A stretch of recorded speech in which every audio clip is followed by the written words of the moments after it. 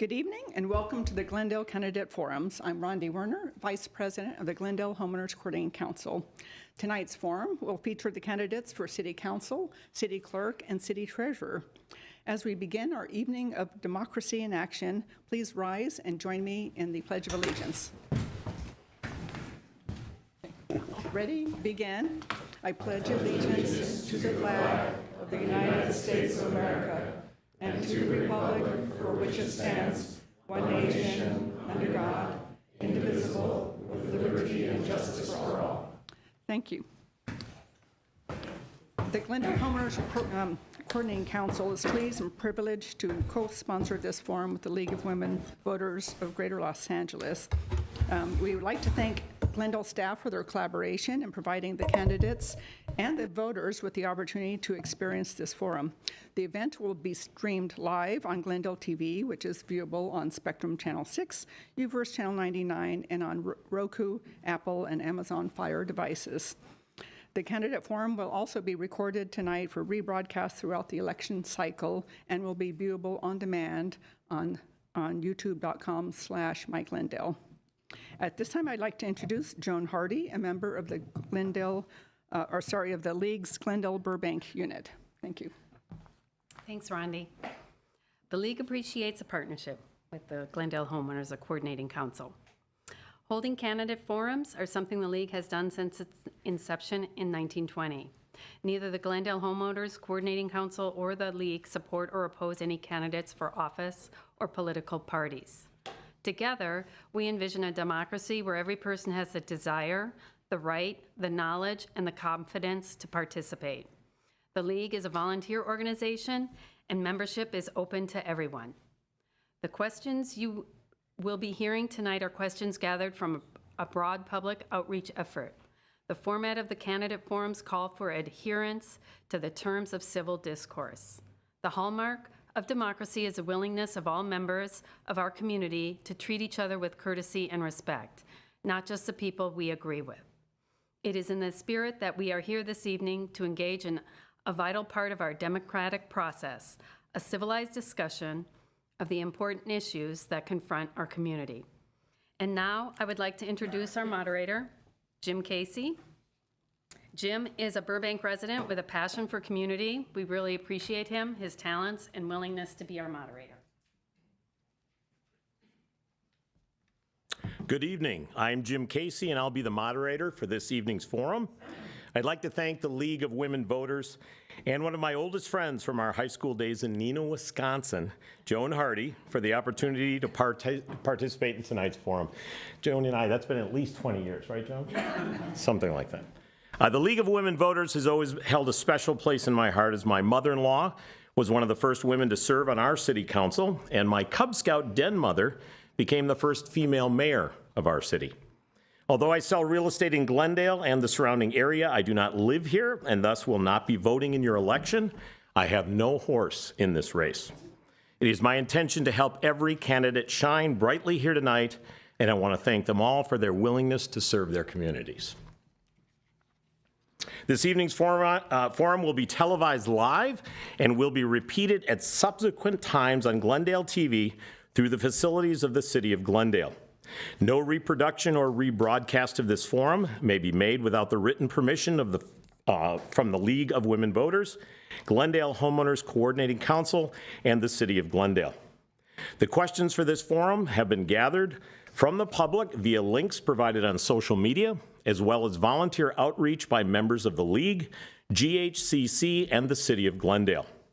The link for question submission was also provided to the candidates in their invitation to this forum. The audience here tonight consists of guests of the 12 candidates, volunteers, and city staff.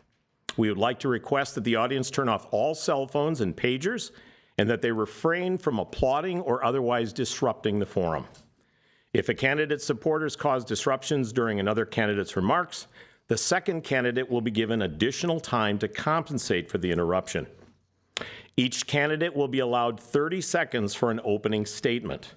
Following this, the question rounds will begin. The candidates sit on the dais not in ballot order, and they are divided into 3 groups of 4. There will be 12 rounds of questions asked, giving each candidate the opportunity to answer a question first. The first candidate will have 2 minutes to respond to the first question, and the following 3 candidates will have 1 minute to respond to the same question. The second question will move to the second group of 4 candidates.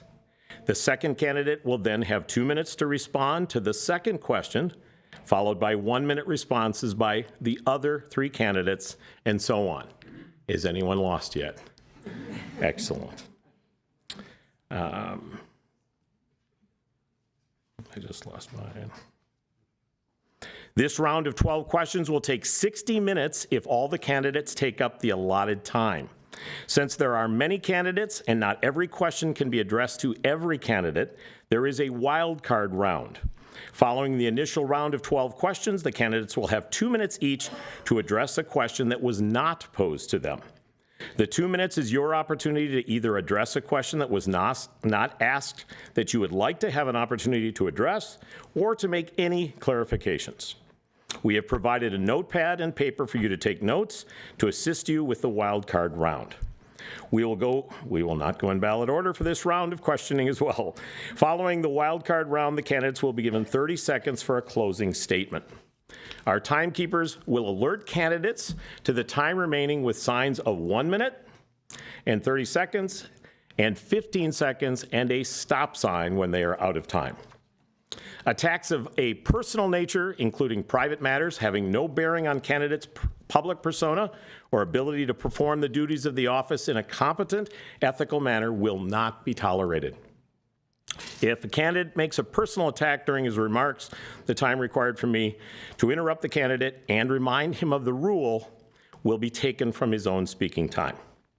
I'd like to begin by introducing the candidates for the Glendale City Council. David Menetsakanian, Patrick Murphy, Alex Balikian, Alec Bartrasov, Beth Brooks, Dan Brotman, Evelina Sarian, Vrej Agajanian, Ellen Asatrian, Ronnie Garibian, Gavor Gregorian, and Carolyn Kalustian. We will now begin with opening statements. Mr. Manatsakanian, your opening statement, please. Hello, everyone. Can you hear me? First and most, I want to say I'm very delighted to be here. Second reason why I'm happy. My hope is every time when there is Tuesday to see as many people sitting down here, because usually we have only a few people coming here, and then we have about 25 to 30 people watching online, engaging in our sessions that's happening here. I'm delighted to be here. I'm going to give more information about that, but now I know the time is very limited, so glad to be here. Thank you. Mr. Murphy, your opening statement, please. Good evening, everyone, and thank you to the League of Women Voters and the Coordinating Council and everyone here. I am from New York City, spent the last 40 years in the Burbank-Glendale area. I am running for the people of Glendale, and I have no aspirations to go any further than Glendale. I am running to make Glendale more affordable, more transparent, and I want to provide public outreach to all of the neighborhoods in our city. Enhance that public outreach because it's not happening now. Thank you very much. Thank you. Dr. Balikian, your opening statement, please. Good afternoon, ladies and gentlemen. Dr. Alex Balikian, and my 3 goals for City Council are to crack down on reckless drivers, to lower electricity rates, and to limit dense housing away from single-family neighborhoods. The City of Glendale is not better off than it was 4 years ago, and the council members and commissioners who've been in charge during that time don't deserve another term. So I ask you please to vote for me and 2 other like-minded candidates who say no more excuses, no more incumbents. Thank you. Thank you. Mr. Bartrasov, your opening statement, please. Good evening, ladies and gentlemen. This is not a reality show. This is not a beauty pageant. I'm not here to clip sound bites and that sound nice but offer no substance. Glendale is facing serious issues that require serious people to fix. And I'm running with over a decade of experience as a city planner, working in local government, and I know how it can be improved. Let's look forward, let's be open, let's be honest, and let's build community. Vote for Alec with a K. Thank you. Thank you. Ms. Brooks, your opening statement, please. You want to press your button? Oh, sorry. Okay? There you go. Okay, I want to thank you for putting this on and for the public to watch us all speak here. I'm also from New York, actually the same city as Patrick, oddly enough. I've been living in Glendale for 30 years. I have a marketing background and an English degree from Vassar. And I'm running because I've been going to city council meetings for almost 2 years, every one, where I've barely seen many of the people on here. Thank you. Thank you. Councilman Brotman, your opening statement, please. Hi, I'm Dan Brotman, and I've been your council member since 2020. You'll hear people paint a dystopian vision of Glendale tonight, but that's not the Glendale I see. I see a diverse city with a vibrant economy, strong public safety, great parks and libraries, and quality city services. Yes, we have challenges, but we can meet these challenges with experience and thoughtful leadership that understands the complexity of the issues we face, that tells it like it is, and that doesn't make empty promises. With your support, that's the kind of leadership I will continue to bring to our wonderful city. Thank you. Ms. Sarian, your opening statement, please. Hi, my name is Evelina. My name is Evelina Sarian, and I'm delighted to be here. I'm running to represent Glendale's residents' voice and to maintain local control, stand up to Sacramento's mandates, and make Glendale a more pleasant place to live. Thank you. Mr. Agajanian, your opening statement, please. Thank you to the league for bringing us together here. My name is Reza Agajanian. Glendale has been my home for 46 years, and as a licensed professional engineer, business owner, former mayor of Glendale, husband and father, I bring experience, accountability, and dedication to public service. During COVID-19, I was the mayor. I was the only one sitting here. There was nobody, none of the council members, they were here, and I make sure that the residents always have access to their government. Thank you. Councilwoman Asatrian, your opening statement, please.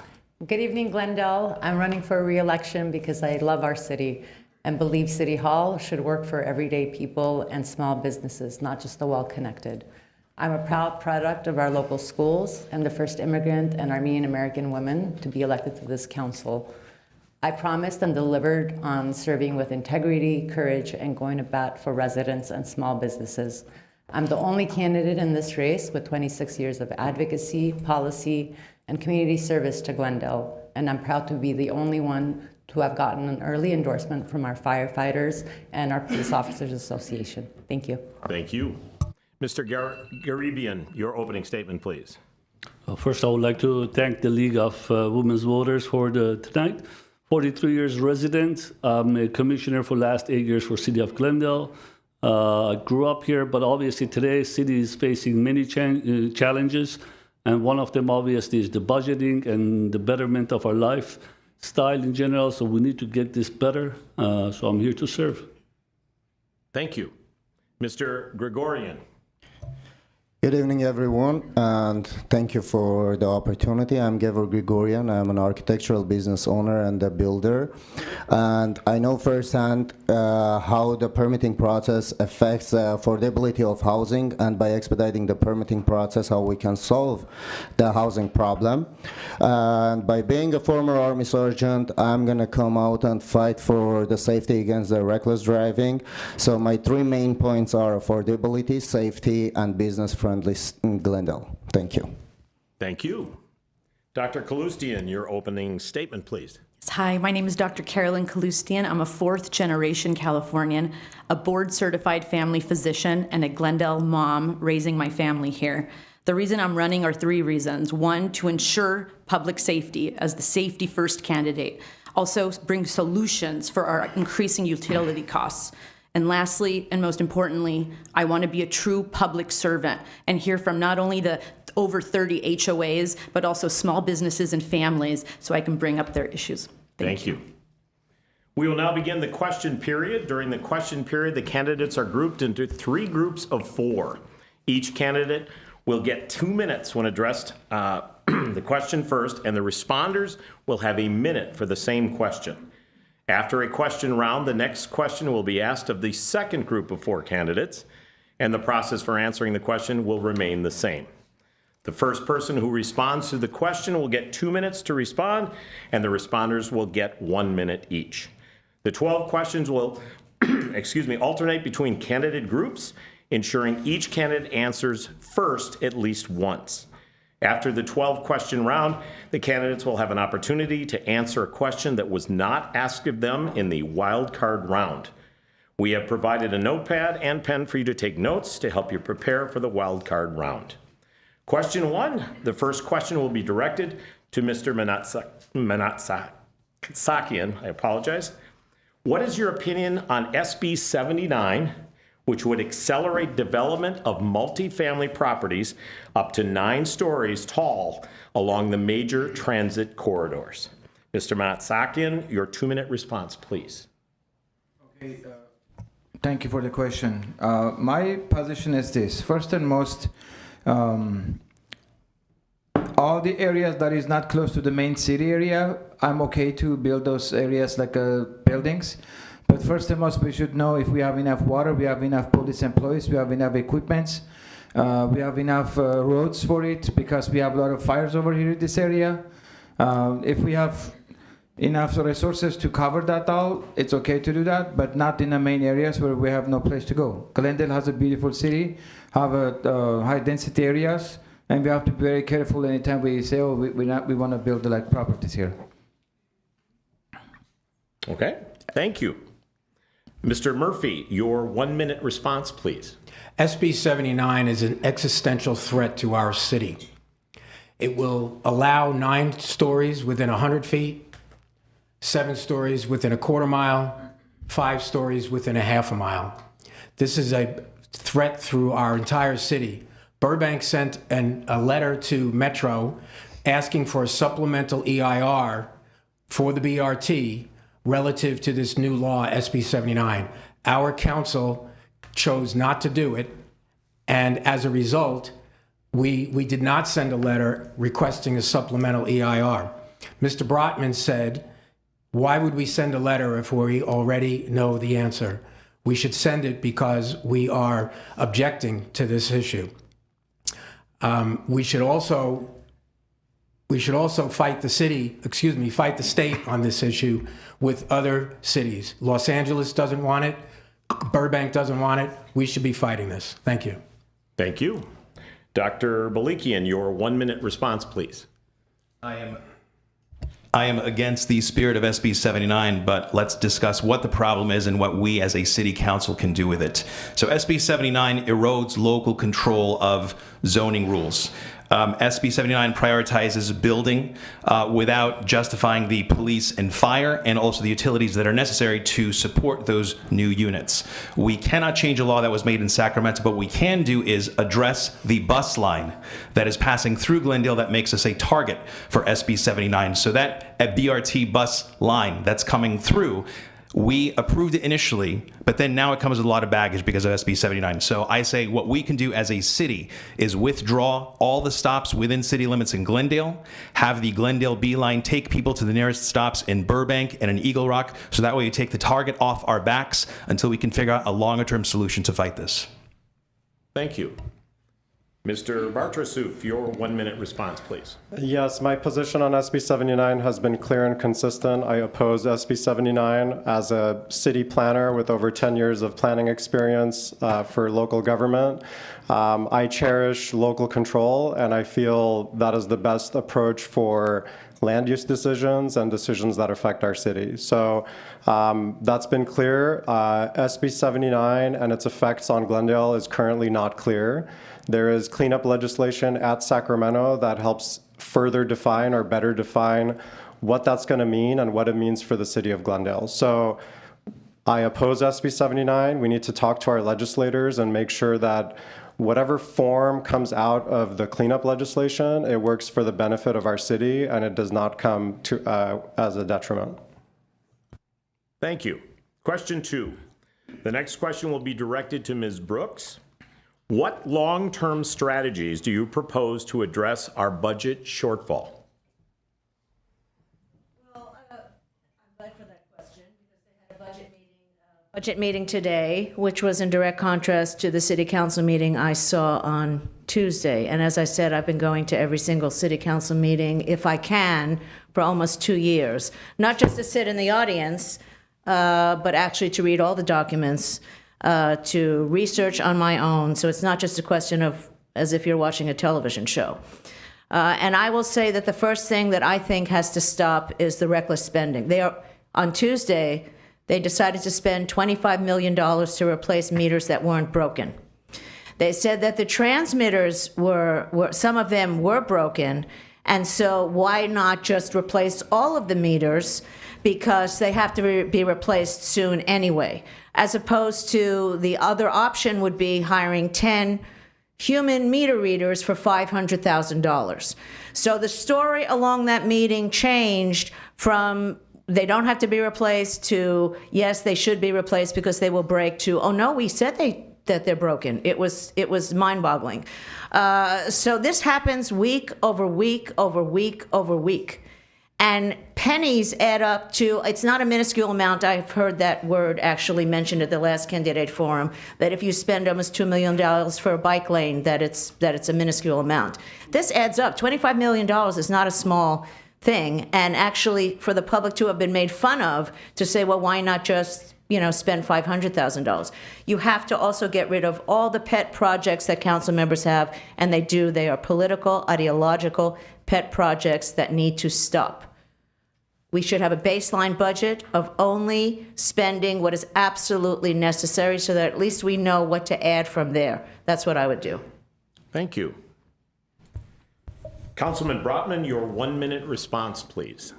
Yes, we, like all cities in California, are facing an issue of rising costs and stagnant revenues. We have a estimated budget gap of approximately $30 million going into the next several years. Fortunately, this council and past councils has been very responsible in building up a large rainy day fund. We have about $140 million in reserves. We also have about $50 million that we've set aside to cover pension costs. This gives us a runway of a few years to figure out how we're going to combine cost cuts as well as new revenues. My goal is to fix this problem with a combination of the two, although it needs to be said that we have made substantial cuts this year. We have more cuts planned for next year. We're not going to cut our way out of this problem. So revenues will be required. What they are is something the community as a whole will have to decide. Hopefully we can close the budget with non-tax revenues. Thank you. Ms. Sarian, your 1-minute response, please. I'm offering fiscally responsible leadership with a comprehensive budget review to identify operational efficiencies, eliminate redundant programs, and improve long-term financial planning. Economic development and revenue stability, supporting policies that strengthen Glendale's business environment and expand the city tax base without increasing burden on residents. Strategic infrastructure and service prioritization, ensuring that limited resources are directed towards core services such as public safety, infrastructure maintenance, and essential city operations. Thank you. Mr. Agajanian, your 1-minute response, please. You have heard that we have... Can you turn your microphone on? Sorry. I have to mention that we have reserve for rainy days. This is not rainy days. This is when we are not careful and we're spending money without reviewing what we have. We have projects to look good. Those projects, we have to review every item and see where we can cut from that waste which this city has. And then after we do that, if it comes to the point we have to raise taxes, will be the last point or resort, because the cities, they are very, they have tendency, if something happens, let's raise the fees, the taxes, and I'm totally against it. So that's why we have to review every item. Thank you. Question 3. The next question will be directed to Councilwoman Asatrian. Utility rates have increased. Some claim rates can be rolled back and/or that we can sell more power to generate revenue. What is your response to these claims? Councilwoman Asatrian, your 2-minute response, please. Sure. Thank you for the opportunity, and I think this is something that is concerning for all of Glendale. Time and again, we hear from residents that are putting their utility bills on their credit cards because they're not able to make ends meet. I will say that I was the only council member that did not support the COSA that brought forth, because we have a mandate from the state to go 100% clean air by 2045, and I thought we were making fiscally irresponsible decisions. With that said, any argument that we can roll back any of the increases is simply a lie. It does not work. You have to meet your bond obligations, and we have the infrastructure that is being built right now. Thank you. Mr. Garibian, your 1-minute response, please. The utility, obviously, we're one of the expensive ones within our surrounding cities. And how we got there, it's too late now to discuss it. It's done. How we can manage it, yes, as we mentioned, very hard to bring it back down. But it's not the cost of the utility itself, it's the fees, which is another word for tax. So they don't raise the taxes, but they raise the fees. So the fees are going up when we're short. Just this morning again, we're about 30 million short. A big chunk is coming from GWP, rightfully so, because it's one of our major revenue sources. But at the same time, we have to at least stop it from going up, because if we keep tapping into it because we're short in funds somewhere else, that fee gonna keep going up to offset it. So we need to come up with better new revenue system so we don't have to keep raising those fees. At least we stop it where it is. Turning it back down, it'd be very hard, but at least we'll try to bring down the fees, but not the rates. Thank you. Mr. Gregorian, your 1-minute response, please. Actually, I agree that the spendings have done already, and it's really hard to bring it down. But I'm looking that we have a lot of electricity that we can sell it to a lot of investors, because right now when we're looking under the light poles, we have 200 amp of electricity. But now our light poles are LED and they don't need so much electricity there. And we can have their electric chargers that can bring more revenue from the electric vehicles, because in Glendale we have shortage for EV chargers as well. So we can sell the electricity, make more revenue, and make more comfortable for the people that drive electric vehicles. Thank you. Thank you. Dr. Kalustian, your 1-minute response, please. Yes, so as I mentioned earlier, one of the reasons I'm running are these increasing utility costs, and I want to make sure we do have solutions.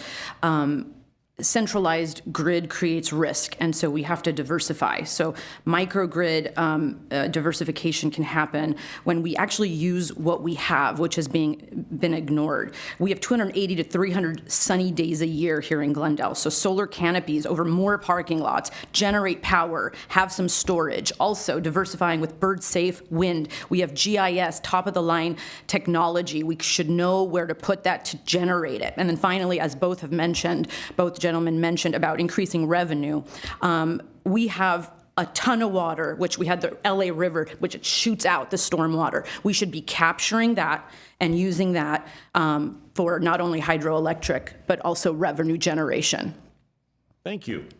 Question 4. The next question will be directed to Mr. Murphy.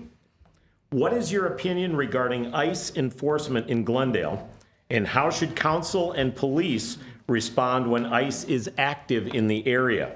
Mr. Murphy, your 2-minute response, please. I've spoken with the chief of police about this, and the Glendale Police Department cannot get involved with federal law enforcement. My feeling on this is that the Glendale Police Department needs to protect and will protect the residents of Glendale. They have shown that they can do that, and they will do that.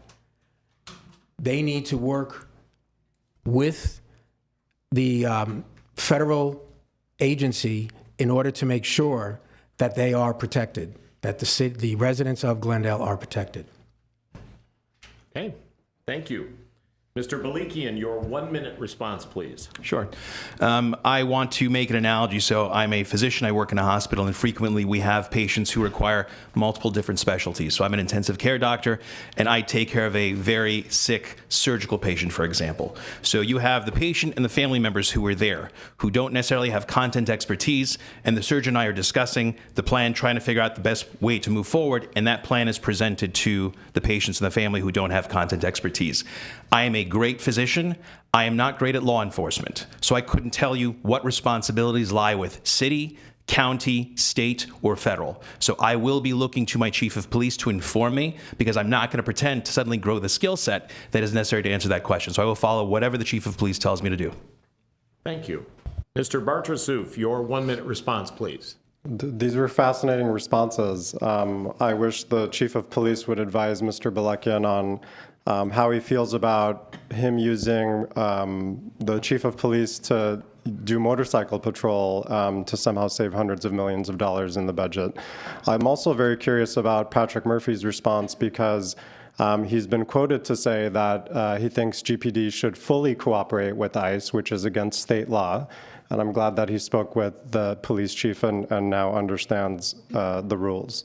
I think ICE is terrorizing our city.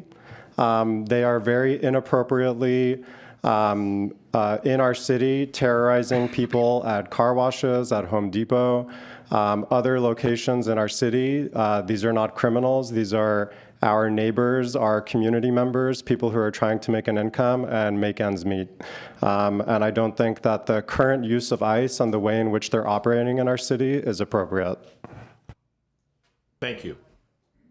Mr. Manatsakanian, your 1-minute response, please. First and most, I own a lobbying organization, and I've been doing lobbying work in Congress for 12 years. And I proposed 5 different laws, federal laws for United States. Anything related to it, I see. I think every human person in the United States have a voice, and what we should do, we should really do major lobbying work about that, because it's not only happening in Glendale, it's happening on the surrounding cities as well. So I feel like as a human person, as a U.S. citizens, we should stand up for our rights, and we should do huge lobbying work about that, because those people are really contributing a lot to the United States, and we need to definitely respect them. That's my approach. Thank you. Thank you. Question 5. The next question will be directed to Councilman Brotman. The AB 645 speed camera pilot program will soon be implemented in Glendale to make our streets safer. Explain why you would or would not support a moratorium on road diets or lane reductions, speed limit reductions, and dedicated bike lanes until the effectiveness of the speed cameras is evaluated. Councilman Brotman, your 2-minute response, please. Okay, well, first I'll mention the speed cameras. I'm very excited about this program.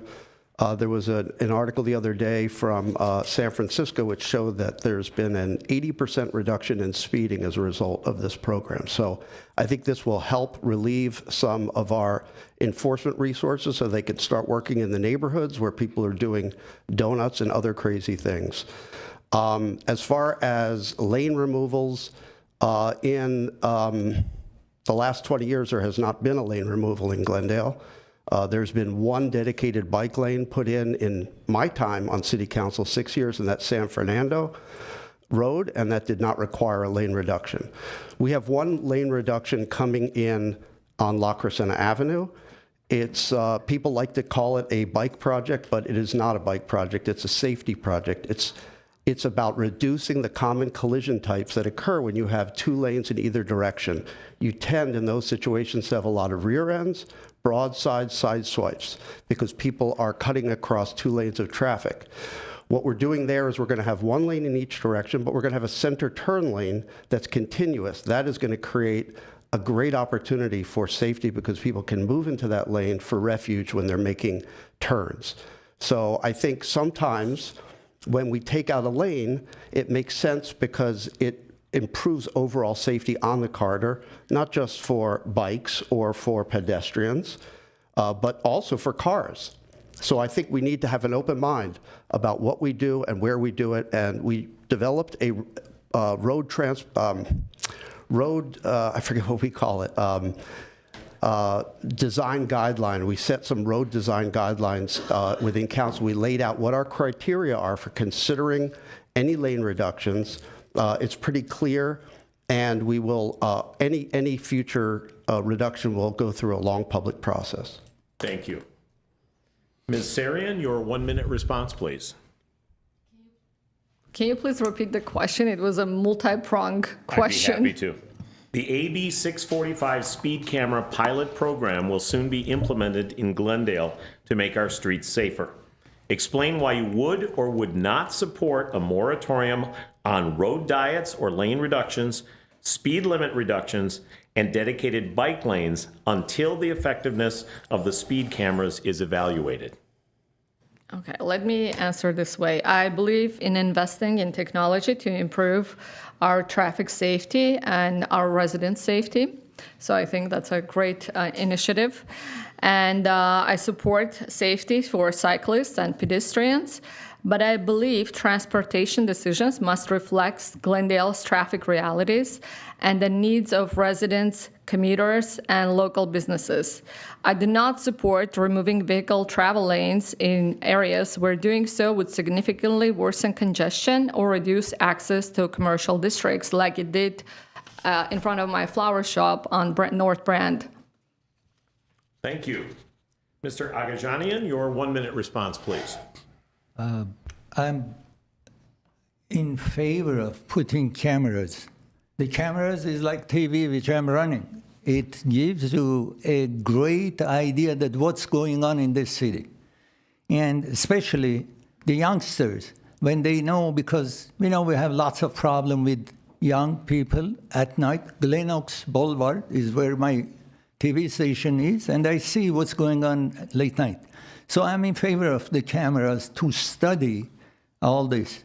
And the other matter which I want to talk about is I'm against reducing the lanes of streets.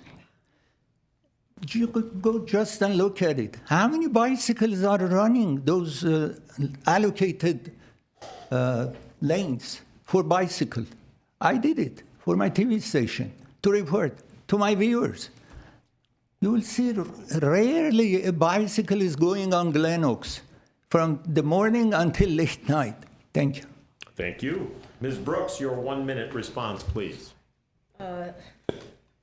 Thank you. I am passionately, vigorously against removing any car lane because you do not fix a problem by creating a worse problem. Removing a car lane is actually very, very dangerous, not just because it creates traffic for people who are, for emergency vehicles, people going to work, women, mothers picking up their children at daycare. It makes absolutely no sense, and the La Crescenta Rehabilitation Project is an evacuation for people who have one less car lane to evacuate from a fire. So the idea that you address safety with engineering as opposed to enforcement and education is ridiculous. You first do enforcement, you first try not to spend money and not to harm any members of the population. And that's what these engineering solutions will do, and they're actually very politically motivated. And 1% of the population actually rides a bicycle in the city. And in the way that a transportation planner thinks you fix with engineering, a plastic surgeon thinks you fix with surgery. Thank you. Question 6. The next question will be directed to Mr. Garibian. Residents and businesses have complained that Zone 0, which addresses combustible material near residences in high-risk wildlife areas, is draconian and could result in the loss of vital tree canopy. What changes, if any, should the city lobby for, under what timeline, and how would you go about that? Mr. Garibian, your 2-minute response, please. As everything else, we have to put the time to research. We have to do enough research to find out exactly what the consequences are on everything we do, including that. Because without it, and we just follow what the mandates are, without actually doing the homework, without really spending the time and see what the consequences will be, that's going to affect the long-term effect, and reversing it will be a problem. So definitely first we need to do the research, buy time, not to jump into conclusion, get the community involved, make sure what their input is, and we don't have to just obey with whatever that is thrown at us that we have to do. That's pretty much what we need to do about this. Thank you. Mr. Gregorian, your 1-minute response, please. Actually, I would say very close to what Mr. Garabian said, because I'm not a person that I've studied about trees a lot. So, and I don't know anyone here that has done something like that. So at the first, we need to study the problem and then find the solutions of it. That's my answer because I didn't study it yet. Thank you. Thank you. Dr. Kaloustian, your 1-minute response, please. Yes, I'm very happy we're speaking about this, especially being in a high fire zone after the fires and us still not having water security. So I really would like to focus on that. But as the safety first candidate, all these recommendations are wonderful, but we have to do what's practical and what makes sense. The draconian recommendations, we have to still think our issue is sometimes enforcement. And so I believe that the city council should bring options and not just a one-size-fits-all. And so if we have options to provide to the community, let the community decide how we're going to go ahead and be safer regarding fires. Thank you. Thank you. Councilwoman Asatrian, your 1-minute response, please. If you have watched any of the meetings for the city council in the last some years, you have heard us also talk about a lot on the changes and impacts of climate change into our region and specifically our city and the hazard zones. I think it's something that our fire department needs to be looking into, and we'll be taking direction from our fire chief on how we proceed. But I will also say that as a council, we have made a huge investment in making sure that we're adding additional tree canopies. With the climate change that's happening in the city, it is absolutely critical for us to make that investment and continue to make the investment, especially in areas that are fire hazard zones. So that would be the answer. Thank you. Question 7. The next question will be directed to Dr. Balikian. Renters constitute more than half of all Glendale residents. What role should government play regarding their needs and challenges? Mr. Balikian, your 2-minute response, please. I believe that we would all benefit from smaller government and leaving things to private individuals and private industry to sort out. So there are certain expenses that the city is responsible for, and there are certain expenses that the city is not responsible for. So I will give you the example of rent control. That's what everybody, it sounds great on paper, rent control, okay? However, I will give you the example of my mother, who is a mom and pop landlady. So she has a certain amount of rent that comes. And so she's also going to pay for the water, which, by the way, went up exponentially yesterday. At city council meeting because of the $25 million unnecessary dollars that we're going to be paying for these new meters. So then that is an added expense for her. Property taxes go up every year. But if she's unable to raise the rent on people, she is either going to default on her mortgage and have the bank take the home, or she's going to defer maintenance. So when the government steps in, their decisions' consequences are often not thought out, and they unfortunately play in the real world with real world consequences for the average person. So what I would do is, and again, that question about the electricity rates, that was directed towards me. Let me say this, the city can roll back electricity rates, and if I don't successfully roll them back by 50% my first 2 years, I will resign. You have my word on that right now. So what the city can do is decrease the expenses, the unnecessarily expensive power rates that it has caused single-handedly, and then that will give some relief to renters without compromising mom and pop landlords and the maintenance that they do. Thank you. Mr. Bartrasuf, your 1-minute response, please. Can you repeat the question, please? Yes. Renters constitute more than half of all Glendale residents. What role should government play regarding their needs and challenges? Renters are actually 2/3 of the residents of the city of Glendale. I think we can do a better job of making sure that the resources that Glendale provides residents is more accessible to renters. During my time on the Sustainability Commission, which I served 4 years, once as chair, I was very clear with staff that all of these incentives, rebate programs, opportunities to save money are very much geared towards homeowners. And I think we need to do a much better job of making sure that we offer these programs with translation in mind, talking to folks where they're at, knocking on people's doors. There's a lot of people that are just unaware of these incentive programs and opportunities for people to save money. So we've got a good working government. There's a lot that's available for the residents to provide relief. I think we are not serving the renter population enough. Thank you. Mr. Matsakanian, your 1-minute response, please. One thing I want to say, I spoke with a lot of residents and asked them about their concerns about the electricity and everything. I feel like there's a bad decision been made in the past, and so many of them, and because of that, all the prices is up. Electricity is 34% high comparing to other cities, and I think we need to more focus on transparent governments, and every single resident supposed to really know what's going on in our city and all the decisions they're making here, and they've done a lot of hidden decisions so far, and we need to open up, and that's why I built the Glendale Forward to promote that service, and then we will have a better system to introduce people everything's going on in Glendale. Thank you. Mr. Murphy, your 1-minute response, please. Last November, there was a REACH code passed, and what a REACH code is it reaches beyond the requirements of the state of California. This REACH code said that if you replace your air conditioning, that you need to do it with a heat pump.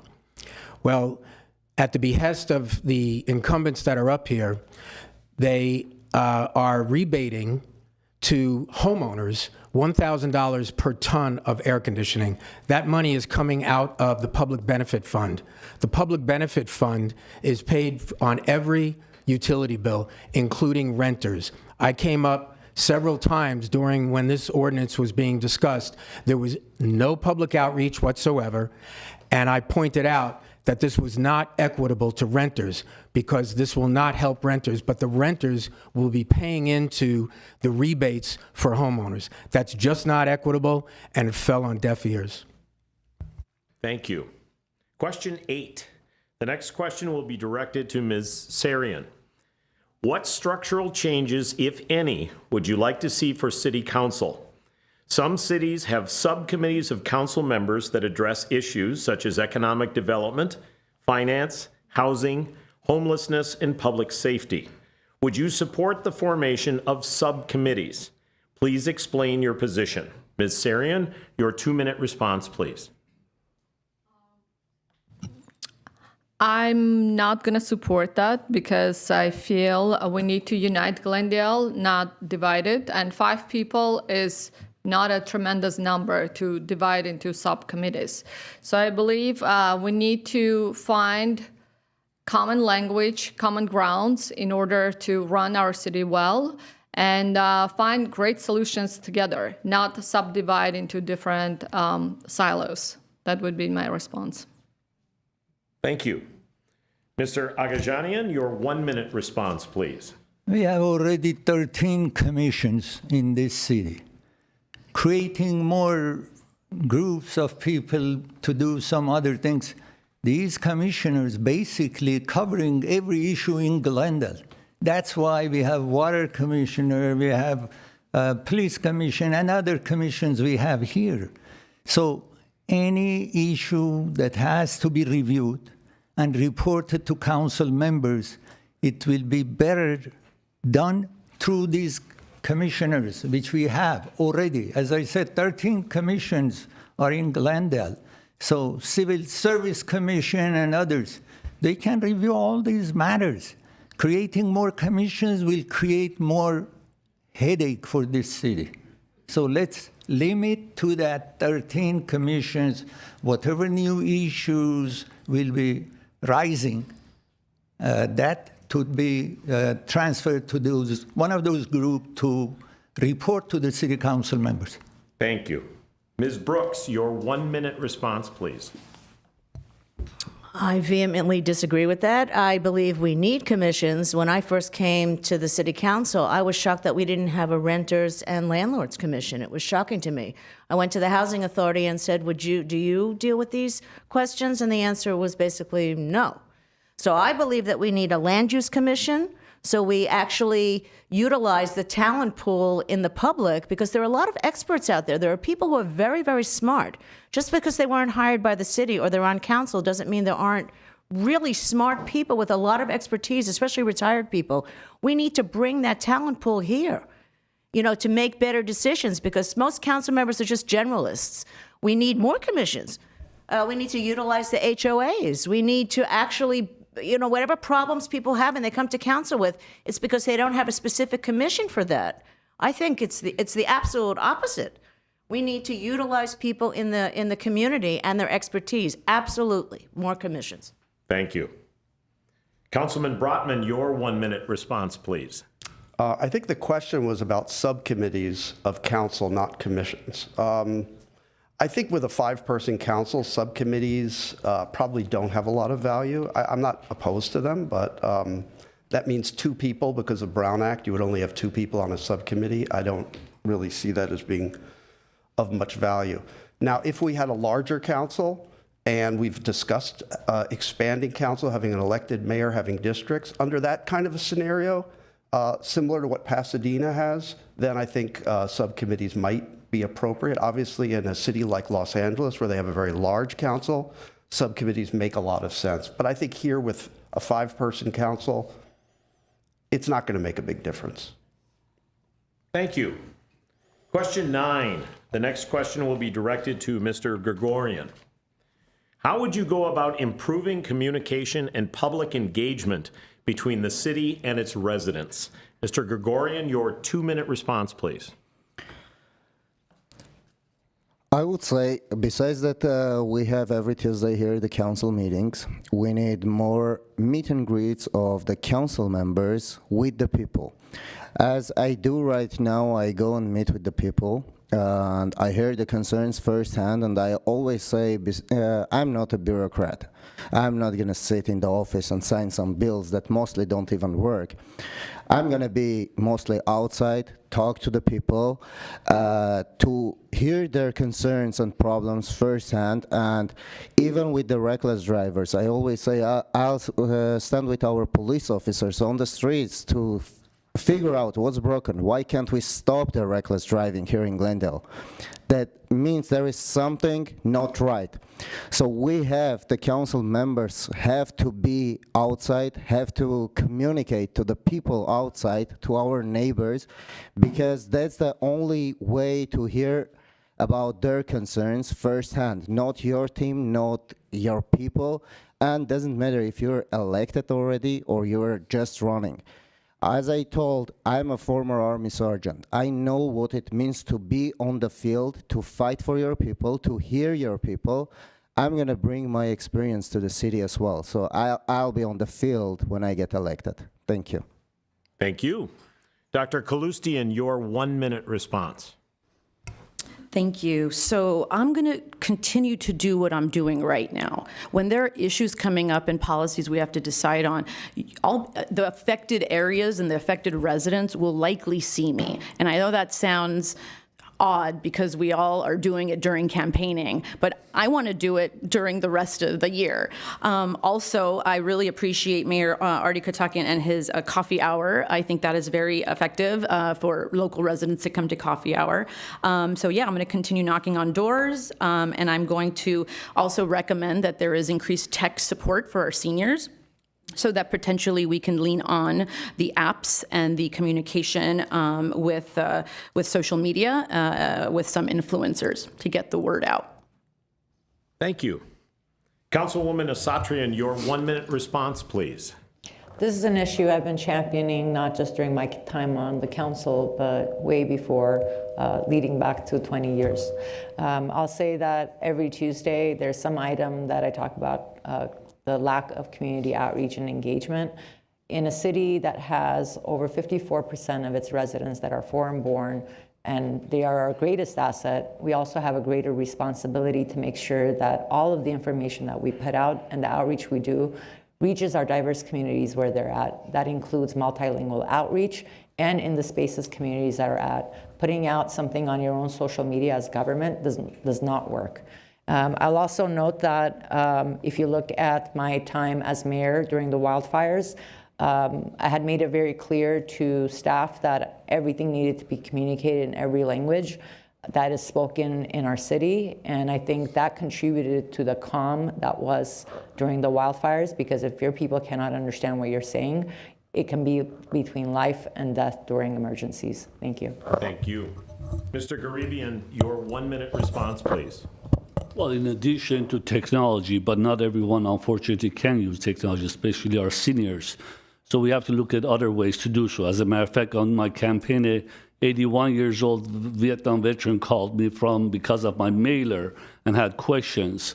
And there's no way he could have used the QR code. So he said, I had to call the library to find your number because there was no phone number on the mailer. It was a website address, a QR code, but doesn't work for citizens. So we have to be considered for everyone how to communicate. Greatly, we do meet and greet for our campaign. Why not continue to do so in different communities, different areas? If they cannot come to our city councils or they have no resources to watch YouTube or GTV6, we have to find different ways to communicate with them at all the times. Obviously, mailers could be expensive, but nevertheless, doesn't hurt to do so from all the expenses the city has to spend it rightfully on educating and getting the message to the people. Thank you. Question 10.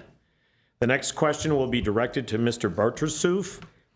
In layman's terms, please explain the difference between the city's overall budget and the general fund. Mr. Bartersoof, your 2-minute response, please. The general fund is different from the overall budget because there's a lot of items that come into the city budget that are not managed or brought in by the city. So there could be funding that's coming from the state, there could be grant funding, there could be revenue streams coming from the utility. That is separate from the general budget specifically. It's an excellent question, and I'm glad you're asking it. And I have on my website very specifically a way in which we can educate the public about what the budget is. So I want to have a participatory budgeting process that lays out in plain English, like you said, where the money is coming from, how the money is being spent, and quite frankly, during difficult years like the ones we are in now and the ones that are coming up, how in which we want as a community to spend those dollars and figure out if we need to look for new revenue streams to maintain the services that we have. So we've been hearing a lot of rhetoric about cutting down government, reducing waste, fraud, and abuse, without really telling you in detail how in which you're going to do that. And particularly how in which you're going to do that without affecting police and fire, which is a top priority for our community, particularly when wildfire risk is at an all-time high. We need to be having open and frank conversations about what our budget looks like, how we're spending that money, and how we are going to balance the budget. And that's something that I'm committed to, is that we are going to have a more transparent budget process so that we're not having meetings at 9 in the morning when all of us are at work, but they're done in the evenings in a transparent way so that the community is providing feedback, because currently that is not happening. Thank you. Mr. Manatsakian, your 1-minute response, please. First, I want to say, among all these 12 candidates, I'm the only one who spent a lot of money and built an AI technology-based communication tool that can be used for all the residents. And we need that one for our system because 12 candidates, 3 people going to win and 5 city council going to be here. Mathematically, it's impossible to reach out to all our customers, to our residents. It's impossible. So we need to have a better system, and I built that better system. It took me 6 months to build that system. It's called Glendale Forward. And a lot of promises going to be said here. And I know like about 90% is not going to be accomplished because the system is old and we're not using the technology as we should, and that's why Build Glendale forward. Thank you. Thank you. Mr. Murphy, your 1-minute response, please. In 2020, our budget was $840 million. In 2024, it ballooned to $1.3 billion. In 2020, our population was 197,000 people. Today, it is 188,000 people estimated. We are spending 55% more money between 20 and 2024 when the inflation rate was only 21%. Specifically this year, there was a 28% increase in overtime on the front end, 28%. That was $3.4 million. Businesses do not increase overtime by 28% on the front end. We have to stop the wasteful spending. We have to take a hard look at the overtime and other wasteful spending with respect to things like the North Brand Boulevard demonstration project, which was $1.8 million thrown out the window. Thank you. Thank you. Dr. Balikian, your 1-minute response, please. Yeah, so we talk about the difference between the general fund and the other parts of the budget. So yes, number one, the budget for the coming year was discussed this morning when nobody was paying attention, when cuts were being proposed that nobody was aware of. That's number one. Number two, we say we want to have open and frank conversations. This city council, these incumbents were shocked to find that the parking fund had been operating at a $1 million loss for the last 5 to 7 years and had been just disintegrated and consolidated into a different fund. They were shocked to hear that because they were not looking with a fine-tooth comb what the city manager is doing, what the city staff were doing. We need to go through, right? This is a city council that should be overseeing what their police chief does, what their city manager does. No harm, no foul, but say, look, if Huntington Beach can operate their city of similar size and similar square footage, square mileage, at 50% less than what our police is spending, why can't we just have a look at their budget? So no harm, no foul. Thank you. Question 11. The next question will be directed to Mr. Agajanian. Some candidates and residents complain about a lack of transparency and accessibility regarding the city's budget process because of meeting times, among other reasons. How would increasing public engagement and input in the decision-making process? Mr. Agajanian, your 2-minute response, please. I would say, I was there and our budget meetings was held in the morning. You know, for days we would sit down and speak, and rarely few people would come to participate and give their opinion. I just got to, when I was there, this COVID-19 came about, and what I was thinking and what it should be done delayed. But then the next term I was not there. What they are complaining is absolutely true, which they say people, they are able to come after 6 p.m. That's why the city council meeting is after 6 p.m. to have more participants. So if I get there, so definitely, positively, I will change that because the budget study, public is not part of it. They are not there.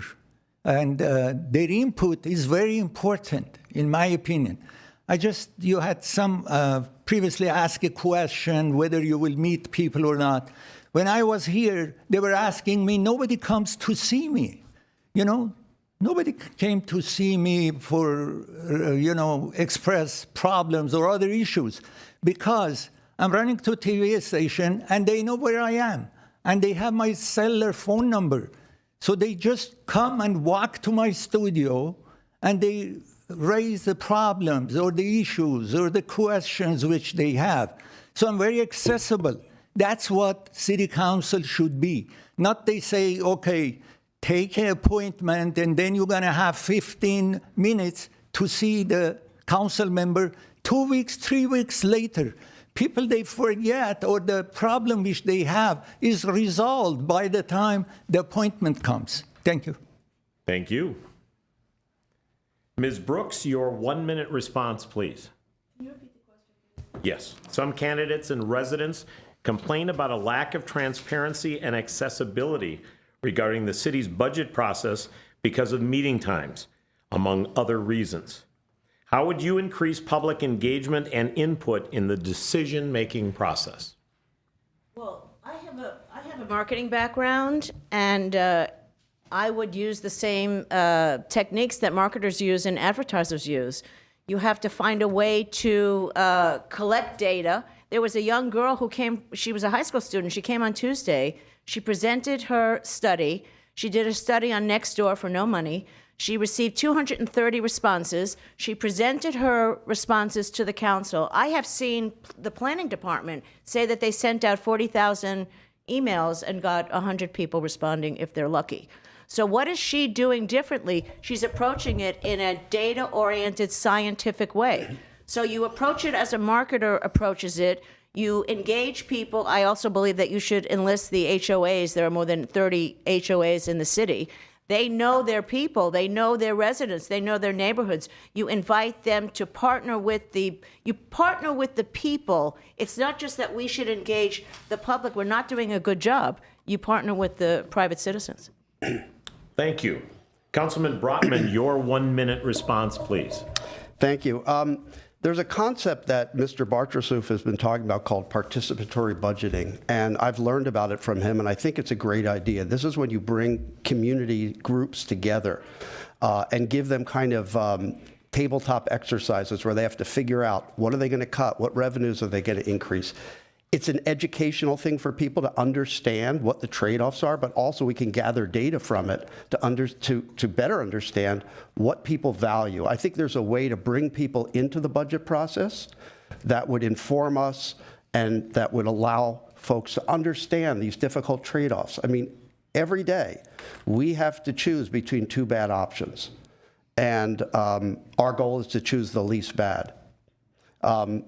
So I think it's important to do that. You know, we hear candidates talk about, you know, spending has gone up. Spending has gone up over the last 5 years in the general fund, mostly because we've enhanced police and fire, because we've tried to do more to make the city safe. Thanks. Thank you. Ran out of time. Ms. Sarian, your 1-minute response, please. I'm running now to represent people of Glendale. And I believe in transparency, and I think nowadays with technology, it's pretty reasonable to achieve. Because if you put up online those questions that are coming up about budget, about issues, in advance, people can take a look at it and comment and write emails, and then you can process it with the help of AI very quickly. There are similar questions constantly coming up or similar issues that people have. I walk around the city, I talk with different people, and it's almost consistently you can group those questions or concerns. So I don't think it's unreasonable to ask to have transparency between council members and people they represent. Thank you. Question 12. The last question will be directed to Dr. Kalustian. If elected, you will be elected official during the 2028 LA Olympics.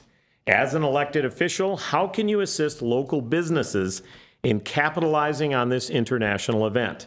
And how can you help the city of Glendale make contributions that add to the success of the 2028 LA Olympics? Dr. Kustian, you have a 2-minute response, please. Funny how you bring this up. Before running, there was going to be an open seat for the emergency preparedness for the Olympics, and Dr. Senko was going to be stepping down and someone else, and so I was looking at that position because being the public, the safety first candidate, that's very important for me. But what I would say is, small businesses have had a lot of struggles. They're the heartbeat of our community.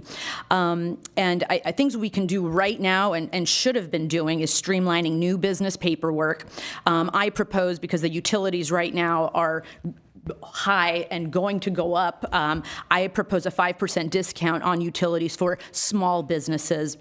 I also want to design crime out and blight for the frontage. So I am going to donate my city council salary, and I want to encourage any other council man or woman to contribute as well to help with the frontage to increase visibility, brightness, because the data is showing with that loitering is less, and also finally. To increase access, visibility, and foot traffic, I propose to consider a solar electric trolley to connect business districts across the area. And already what I've done for the Olympics is promote that there are opportunities for our business to provide an application to be one of the vendors there. Yeah. Thank you. Councilwoman Asatrian, your 1 minute response, Could you please repeat the question? If elected, you will be an elected official during the 2028 LA Olympics. As an elected official, how can you assist local businesses in capitalizing on this international event? And how can you help the city of Glendale make contributions that add to the success of the 2028 LA Olympics? Sure. So 4 years ago, I championed bringing forth that economic development and efficient systems be two of the 4 priority areas for our city. With that, 3.5 years ago, I scheduled for our staff to meet with the LA Olympics team so we can get ready ahead of time. As part of that was also cleaning up our permitting process. The biggest issue here for small businesses is the procurement opportunities that they will not be able to participate in because they're not geared up for it. In conversations with Karen Bass last year, I invited their team to actually help and work with our small businesses. They will be participating. We also have our Small Business Summit, which is something that I have championed, coming up on May 14th, which is sold out every year. These are all opportunities and resources where small businesses in our city can participate in order to learn about the procurement opportunities, to get certified, and to be ready for the 2028 Olympics. Thank you. Mr. Garibian, your 1 minute response, please. Well, obviously, it's a great opportunity for small and mid-sized businesses for the Olympics. But we definitely have to first introduce them to the contractors, the process that they can contract with the Olympic Committee, and put them and show them the path and put them together so they can start signing those contracts. We have to also meet with the committee how we can advertise and market that Glendale should have a seat on that organizing committee as well, that how we can resource and bring those people and the viewers or whoever is going to come through the Glendale, but we need to have a seat on the organizing committee. At the same time, we have to sign up and contract with marketings that they're specialized with the Olympics and introduce the small businesses to them and help them in any way we can, whether financially or through marketing and through force to have seats on their organizing committees. Thank you. Mr. Gregorian, your 1 minute response, please.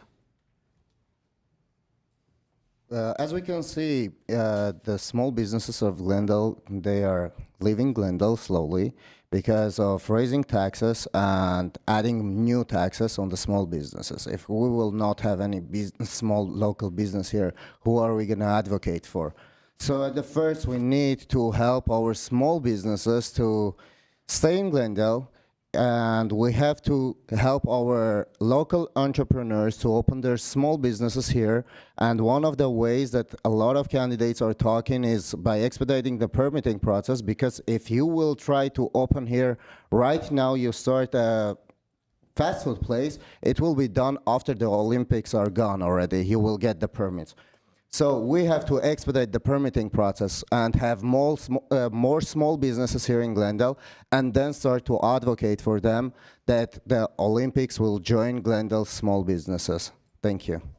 Thank you. This concludes our 12-question round. We will begin the wild card round, where the candidates will have a chance to address a question or questions or issues of their choice. Each candidate will be allotted 2 minutes. We will proceed in the same order we were before. Mr. Manatsakian, your 2 minute response, please. Thank you. First, about the budgeting and the transparency, since I built the Southwick Glendale Forward, I will definitely implement inside the spending dashboard where our residents can see what's going on. Next thing is about business. I strongly believe that small businesses should not pay taxes here. And I'm going to work on it to find a way not to for them not to pay taxes. There are companies that they make millions of dollars here, and they pay very, very small taxes here, so we should work on that one too. Another thing I want to address, the technology, it's something that people have to have a really strong experience to implement that on the city. I have over 12 years of experience in technology industry. I work there, I have an IT company, and I know how it's built, and that's why I built the Glendale Forward. One thing I want to say very quickly, a lot of promises residents going to hear here, and a lot of promises, as I said, it's not going to be delivered, it's not going to be accomplished. The reason why, because if we have a five seats, and one person comes and offers a good suggestion, good programs, and then 4 of them, if they don't support, that good idea is going to be on the shelf. The only way we can fix those funds and bring good innovative solutions, it's only if the residents will be involved in our city. That's something we didn't see for a long time. And my goal is to really give the power back to the to residents when I'm elected, and then help them to know exactly what's going on. So no more hidden decisions, and all will be on our system, and people will know exactly what's going on. And after that, if any challenge we have, because nobody is expert of anything, our city residents can also be involved in our program and help us solve the problems we have. Thank you. Thank you. Mr. Murphy, your 2-minute response, please. I'm going to spend some time with electricity first. I've been working with power professionals over the last 9 months who have over 3 decades of experience in power generation, local power generation. In 2022, there was a plan to repower Grayson with 5 Wärtsilä Finnish engines from Finland. This would have given us the opportunity to generate over 260 megawatts of power, selling the power to municipalities and other utilities that need it at their peak times. This plan was shelved because Mr. Brotman wanted to bring, he needed 2 engines that's going on right now. The repowering is $600 million. We should be able to sell more power to other municipalities. We have an opportunity. When we go for our operating permit this summer, we can lift the cap that was self-imposed by Mr. Brotman and his council colleagues from 14% and bring it up to at least 24% when we apply for that operating permit. We need to do that and lower rates. It's not going to happen if the incumbents stay on the council. As regards public outreach, we put together a town hall in St. Gregory's to discuss the land use element and the CORO, which is the development of public-owned parking lots. I went to 2 city meetings over a 6-month period. There were 9 people there. When we put together the town hall with Ross Moyne Mountain HOA, Royal Canyon HOA, and MSPA, we had 200 people at St. Gregory's Church attend that town hall. The people let everybody know what their issues were. We went out into the community. Thank you. Thank you. Dr. Balikian, your 2-minute response, please. Thank you. I also wanted to focus on electricity. So after discussions with 2 separate people with intimate knowledge of the goings-on of Glendale Water and Power, this plan to ramp up production and sell to neighboring cities, that is a concrete plan that just needs the number of votes and doesn't need to have fighting global climate change prioritized over your all's electricity bills. So I keep saying, and I'll say it again, if I'm unable to lower electricity rates by 50% within 2 years of my term, I will resign. Mr. Brotman said here that we have a vibrant economy. Do you think that we are in a vibrant economy every time you look at your electricity bill? Mr. Brotman said there are difficult trade-offs that they make between 2 bad choices. He forgot that there was a lane reduction during his time on Brand Boulevard that cost the city $1.8 million. They want to charge for parking in Montrose. $1.8 million could buy 6 years of free parking. Which one would you rather spend your money on? Mrs. Satrian said that she voted against the COSA adjustment for electricity rates, but I can remember quite recently that she did vote to raise rates, but she voted to raise them more slowly so that people wouldn't notice. Mr. Barchsoff likes to say that he was on the Sustainability Commission.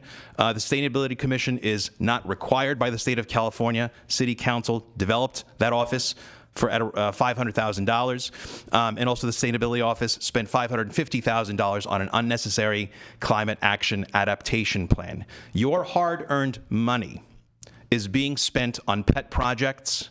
We would be all better off if we ran this city like our own household, on a budget and spending on the priorities: public safety, reliable, efficient infrastructure. That is what I intend to do. No more excuses, no more incumbents. Thank you. Thank you. Mr. Bartrasuf, your 2-minute response, please. There's a lot of claims of unnecessary spending. One thing to point out is that the Climate Action and Adaptation Plan is not just an ideological planning document that aims to reduce greenhouse gas emissions, which I happen to believe is a good idea. I've been knocking on thousands of doors in our communities, in our city. Nobody in Northwest Glendale, Pelincone, Rancho communities likes the idea of these two candidates wanting to pollute our community more for this bogus claim that we're going to reduce electricity rates.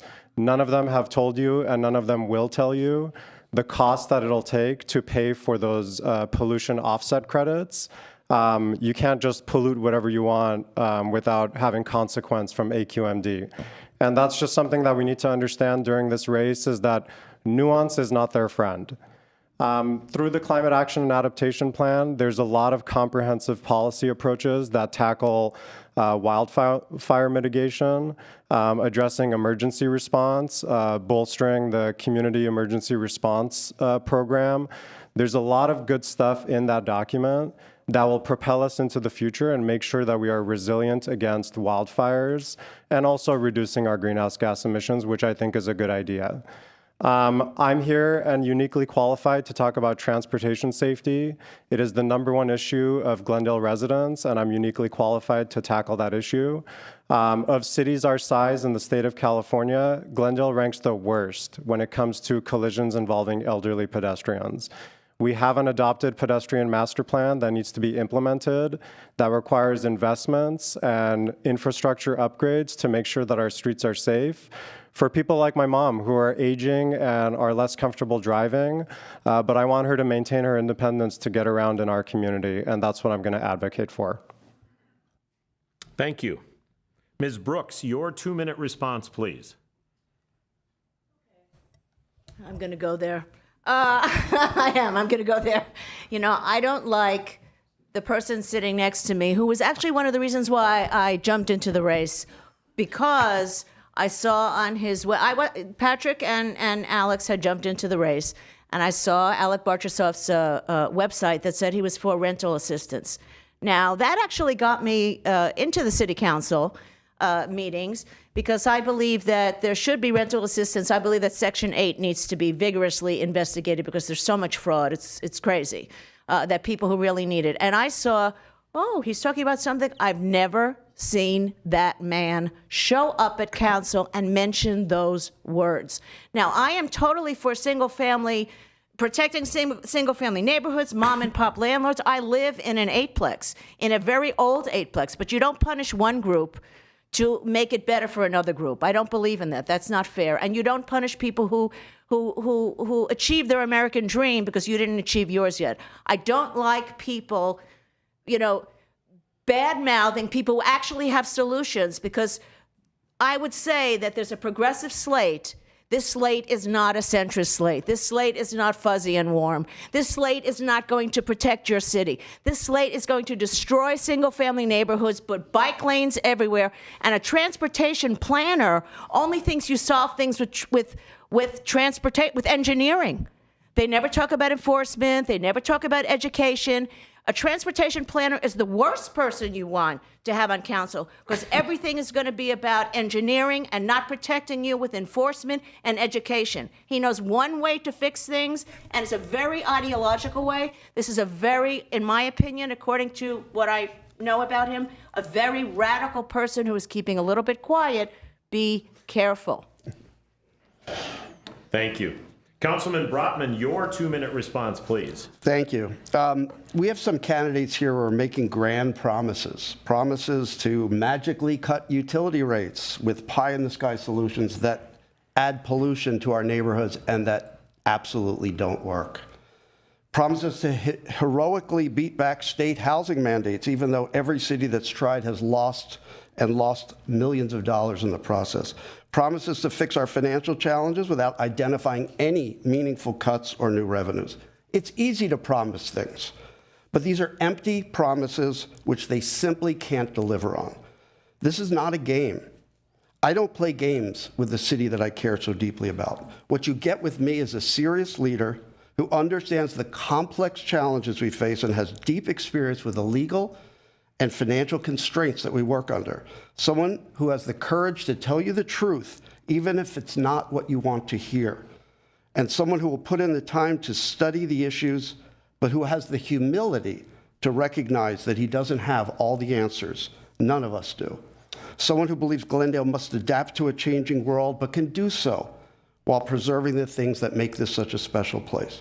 That's why I've been endorsed by so many of the leaders and organizations you trust, such as, and take a deep breath, Congresswoman Laura Friedman, State Senator Sasha Renee Perez, and Assembly members Nick Schultz and Jessica Colosa, Glendale Mayor Artie Kasakian, the mayors of our neighboring cities of Pasadena and Burbank, the police officers and firefighters associations, the Glendale Teachers Association, the LA County Democratic Party, Planned Parenthood, and so many more. I'm humbly asking for your support so we can keep Glendale in safe and trustworthy hands. The coming years won't be easy, but we can get through them, and we can even come out stronger if we work together with honesty, integrity, and decency. Thank you.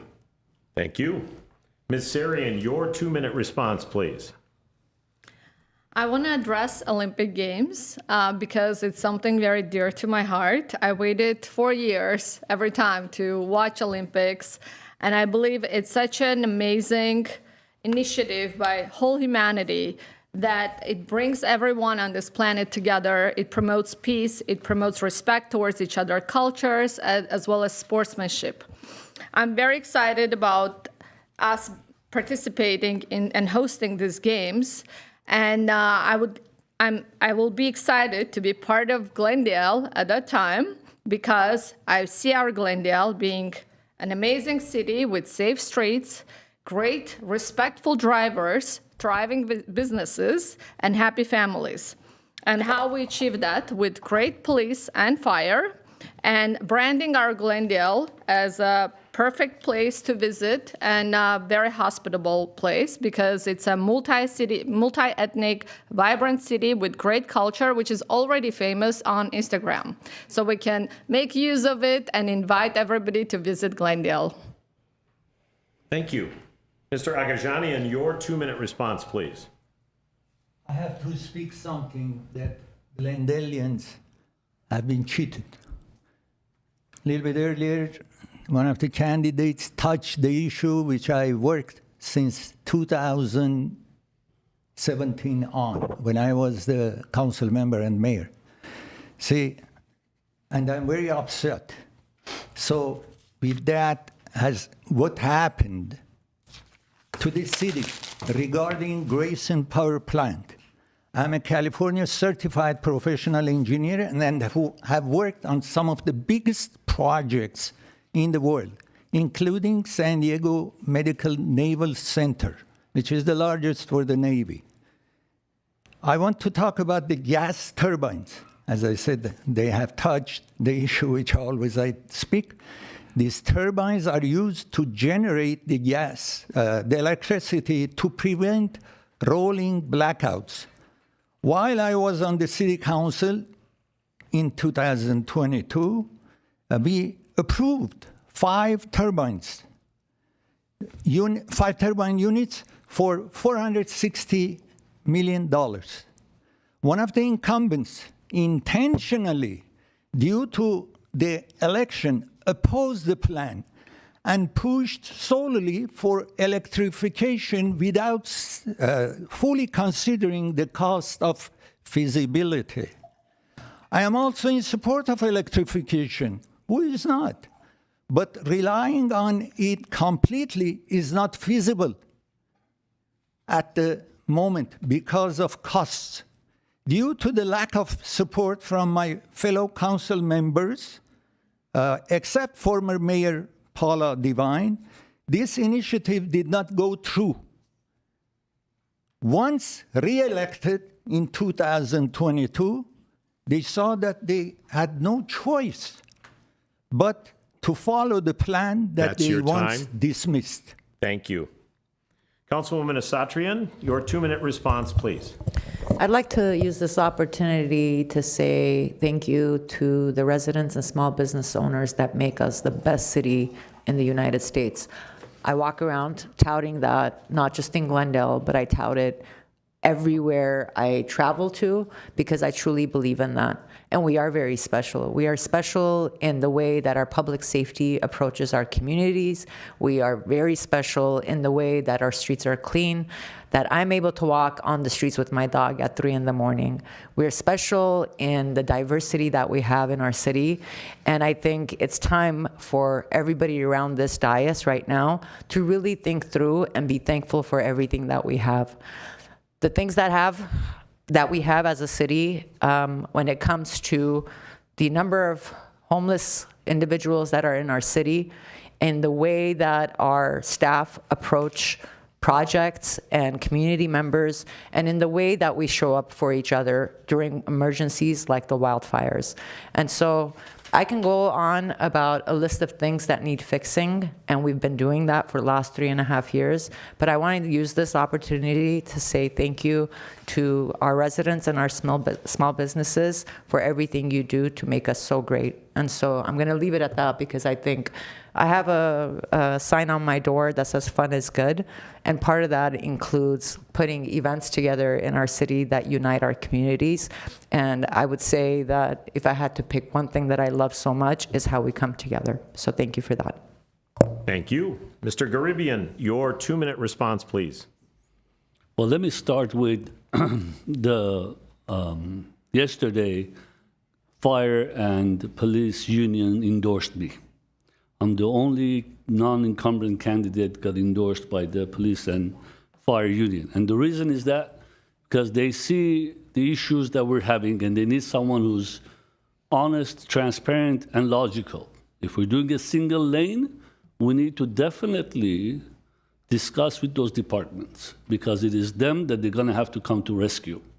And if there's a traffic jam and there's a lane closures and we have only one single lanes, somebody could die because they won't get there on time. And God forbid if we have a massive fire like we did last January. So definitely they have to be considered and talked about that is it something that it's feasible for them before we close any lanes. Additionally, budget. Again, I mentioned it last time, cutting the cable bill, not gonna save it. Yes, there are some, but which line item you really wanna cut? Which one is fair, which one is not needed? The answer is more revenue. We need to bring in revenue. Right now we have, Americana. That's bringing us revenue, or the stores around it, or the businesses around it that they're taking advantage of it. But at the same time, we're making Central Park, which is great. We're spending about $7-8 million of our own money, and then we're getting grant for another $7-8 million, which is a great opportunity for our citizens, but will not generate zero revenue. Yeah, we'll have a rental offices, a coffee shop here and there, but that's not enough. SB 79, City of Los Angeles, just recently, they pushed back on adopting a phased approach, pushing key zoning decisions closer to 2030. So they could study the impact, plan infrastructures, and protect their community. City of Glendale, send a letter to Sacramento, we don't like this, and that's it. Nothing was done after that. There are ways, we need to work hard for it. Thank you. Mr. Gregorian, your 2-minute response, please. Actually, I would love to talk about SB 79 especially because a lot of, actually almost all the candidates are opposing it, and even those who had the chance to oppose it before it became legal. But SB 79, by being an architectural business owner, I know that it will be effective on June 1st, this June. So, but the elections are on June 2nd. July 1st. Okay, even on July 1st, sorry, maybe I have missed something, But SB 79, it will be effective already. We will have just, let's say, 1 month to oppose it. That's not enough. So we need something to do. We need to plan properly. We can't oppose it anymore. We need somebody who can plan where to allow and where not. We don't want to destroy the character of our jewel city. We have to manage the planning, which we can with the BRT, with the bus station and bus lanes. We need properly planning. And the other thing that I would love to talk is the renters and rent control. If we will have enough housing and we will have the healthy competition between the housing, we don't need the rent control anymore. Because if we put the rent control, we will lose our local people, the ones that own ADUs or just small housing that they rent, they will not be able to maintain them. But the bigger ones, that the luxury apartments, they will be able to do the maintenance and raise the cost still in the renters control arrangements.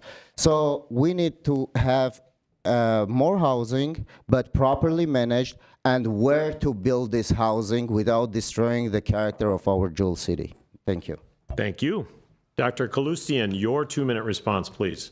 Thank you. So as a physician at Keck Medicine of USC, I've been given the position as chair of the Quality Standard and Operations Subcommittee. And what we do on this subcommittee is we put teams together of very strong, capable physicians and other staff so that we can battle difficult challenges with very limited resources. If there was a candidate here that I could say, hey, you can do that with these tough challenges and limited resources, I wouldn't be running, to be very frank. It's very important that we have someone, we know that it's not, we can't say that this is impossible and throw our hands in the air. It's the people that can't do it, as I truly feel. Let's talk a little bit about affordable housing. I'm really not in favor and supportive of box-on-box and penitentiary-style high-density housing at all. It brings crime, and as the safety-first candidate, I think it's very important we also consider other options. One of those options is incentivizing renovation of older buildings, which maybe fit our community a little bit better. We should protect this housing that we already have. Another option, and I feel we really need to think about this, because LA City did it with the adaptive reuse ordinance, is converting potentially commercial buildings that are underutilized since COVID and really providing potentially condos that will give our residents and our families equity. That was one of the ways I personally was able to buy a home eventually. So I really want to fight for that if I get the opportunity. Thank you. Thank you. Thank you, candidates. Now it's time for closing statements. The closing statements are 30 seconds in length. Mr. Manatsakanian, you think I'd have it by now. Your closing statement, please. Well, 30 seconds is a very short period of time. The best thing I can say, please go to electdavid.com. I'm putting a lot of videos there to learn more about my programs, because nobody can say in 15, 20 minutes or even 2 hours all the program what we have here. So I'm happy to be here. If I can get your vote, I'm a lawyer. And I've been in the military too. I've done a lot of Congress work. I've done lobbying work. I have a lot I can bring, and I'm advocate of justice. And I'm gonna fight for your rights in all a transparent way. Thank you very much. Thank you. Mr. Murphy, your closing statement, please. As I mentioned in my opening, I came to California 40 years ago for the California dream. I raised 3 daughters who are all grown. I have 1 granddaughter. I am running for the people of Glendale. I have no aspirations to go any further.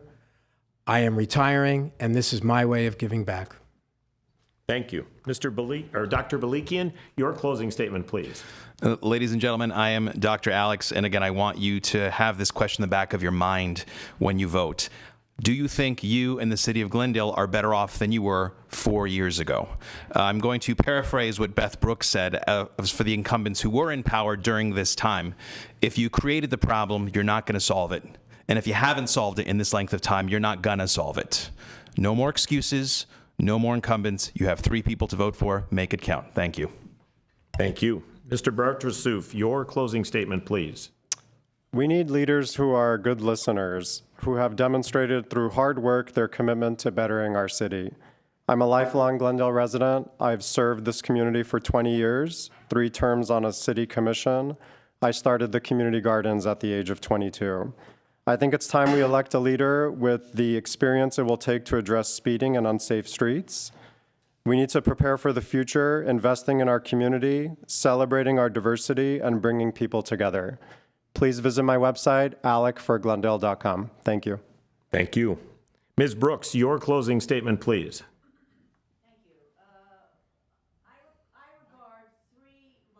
Candidates on here who have been to council before, because that's our resume. You don't start caring about a city once you decide to run. There are a few people on here, again, I will say, like-minded candidates who aren't running to win a race. We aren't giving you promises. We want you to win. We want Glendale to win. And the way that Glendale wins is by voting for the right people. This is a sales pitch here, people. These are promises that will mostly not be kept. So please vote wisely. Thank you. Thank you. Councilman Brotman, your closing statement, please. I would just like to thank the Glendale Homeowners Coordinating Council and the League of Women Voters for putting this together. This was one of the best forums that we've had so far, so thank you.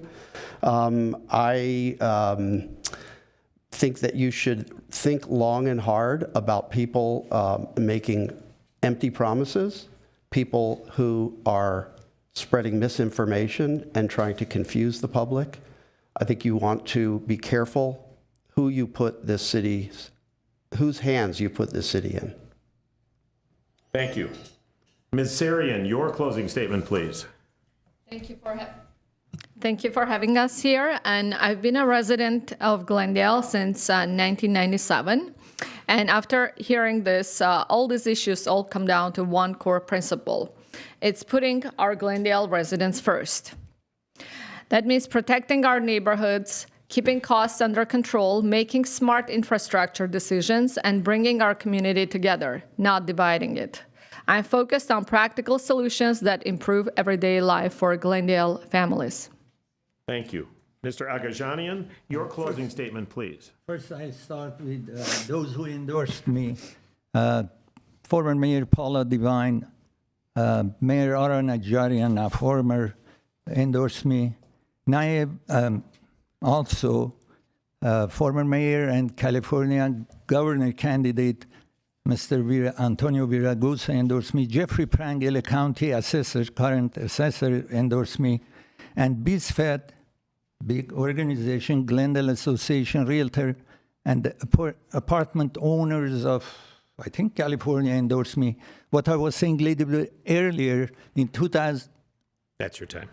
Thank you. Councilwoman Asatrian, your closing statement, please. Serving Glendale as your councilwoman has been one of the greatest honors of my life. I appreciate and value the support and vote you gave me almost 4 years ago, and I never wavered on the promises that I made to you, because I think that all we have is our word at the end of the day.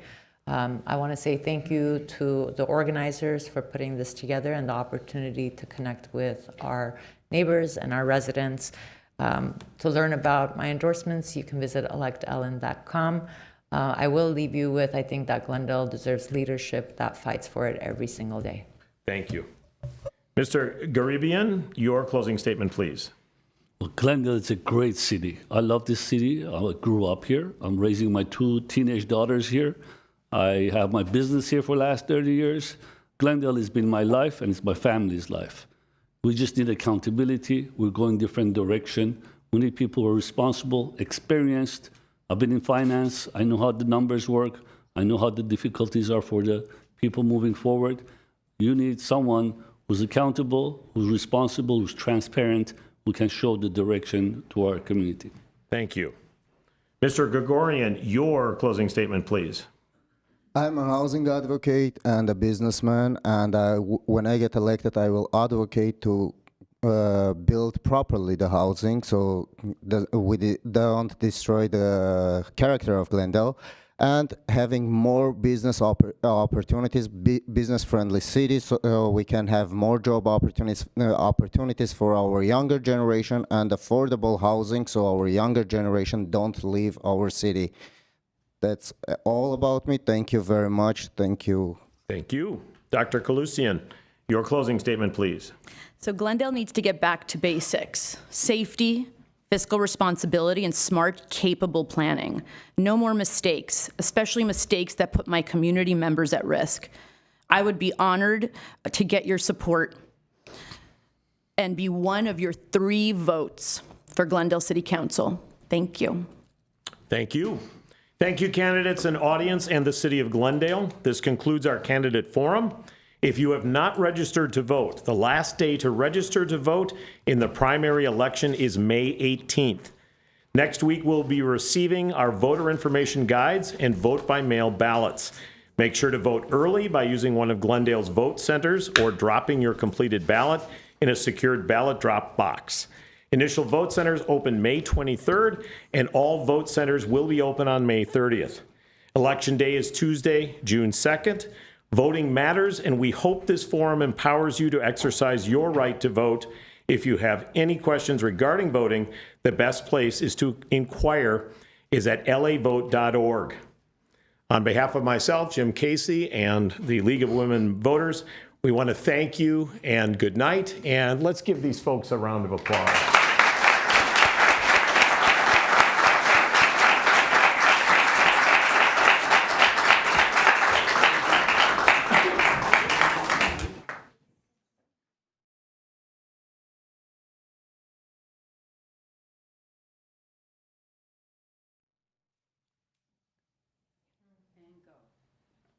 Good evening and welcome to the Glendale Candidate Forums. I'm Rhonda Werner, Vice President of the Glendale Homeowners Coordinating Council. Tonight's forum has featured the candidates from City Council, and now we'll hear from the candidates for City Clerk. As we begin our evening of democracy in action, please rise and join me in the Pledge of Allegiance. Ready? Begin. I pledge allegiance to the flag United States of America, and to the republic for which it stands, one nation, under God, indivisible, with liberty and justice for all. Okay. Thank you. And we'd also like to thank the City of Glendale for their collaboration in providing candidates and voters with the opportunity to experience this forum. The event will be streamed live on Glendale TV and will be available as a rebroadcast and for on-demand viewing on youtube.com/MyGlendale. The Glendale Homeowners Coordinating Council is pleased and privileged to co-sponsor this forum with the League of Women Voters of Greater Los Angeles. I would like to introduce Joan Hardy, a member of the League's Glendale Burbank unit. Thank you, Rhonda. The League appreciates a partnership with the Glendale Homeowners Coordinating Council. Holding candidate forums is something the League has done since its inception in 1920. Neither the Glendale Homeowners Coordinating Council or the League support or oppose any candidates for office or political party. Together, we envision a democracy where every person has the desire, the right, the knowledge, and the confidence to participate. The League is a volunteer organization, and membership is open to everyone. The questions you will be hearing tonight are questions gathered from a broad public outreach effort. The format of the candidate forum calls for adherence to the terms of civil discourse. The hallmark of democracy is the willingness of all members of our community to treat each other with courtesy and respect, not just the people we agree with. It is in the spirit that we are here this evening to engage in a vital part of our democratic process, a civilized discussion of the important issues that confronts our community. And now I would like to introduce our moderator, Penny Summers. Penny is a longtime League member. We appreciate her dedication and many hours of volunteerism.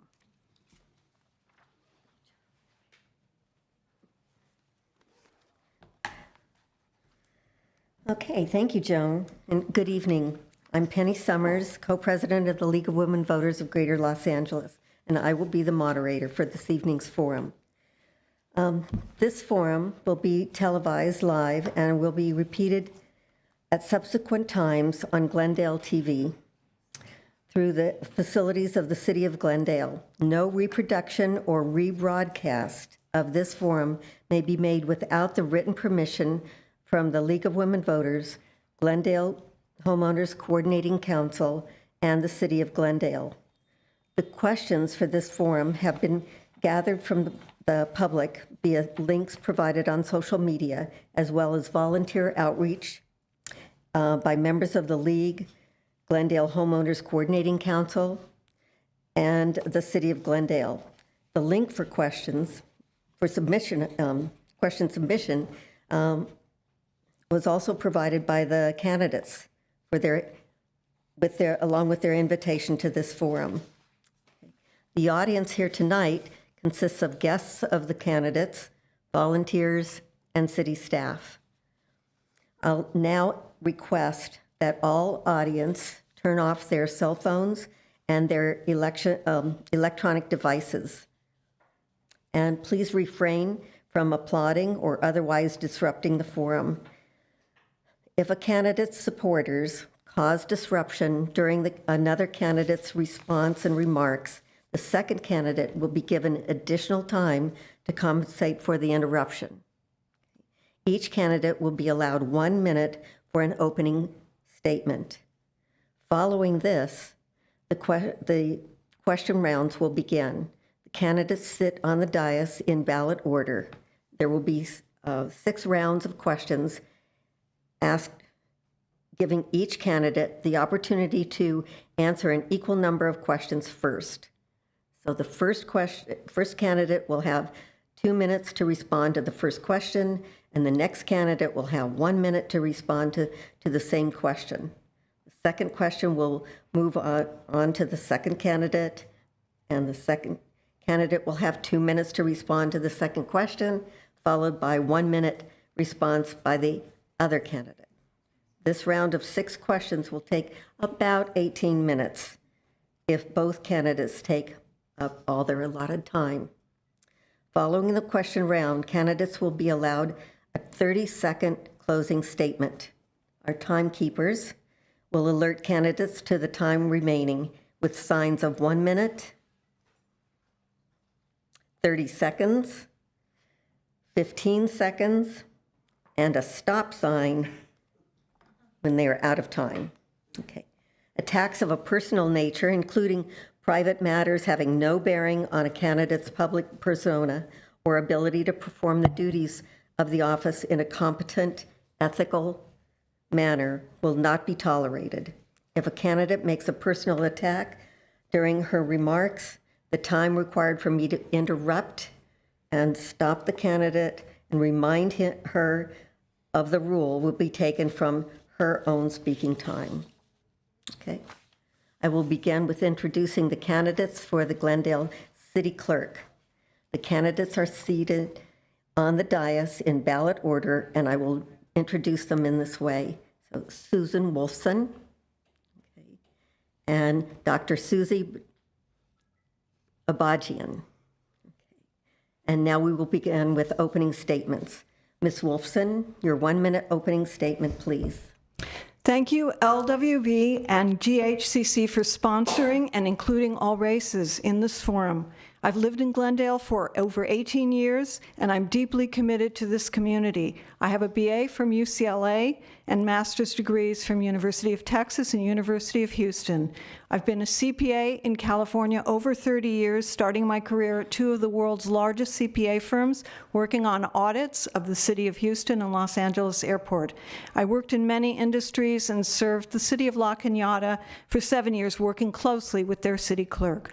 I will ensure the appearance and the reality of completely unbiased service, keep all city clerk web pages up to date, accurate, and fair, and reinstate programs to prepare the next generation. I won't stop with what is merely required. I will take any legally allowable steps to provide the public with superior service. That's why I will be the people's clerk. Thank you. And thank you. Dr. Abajian, your 1 minute opening statement, please.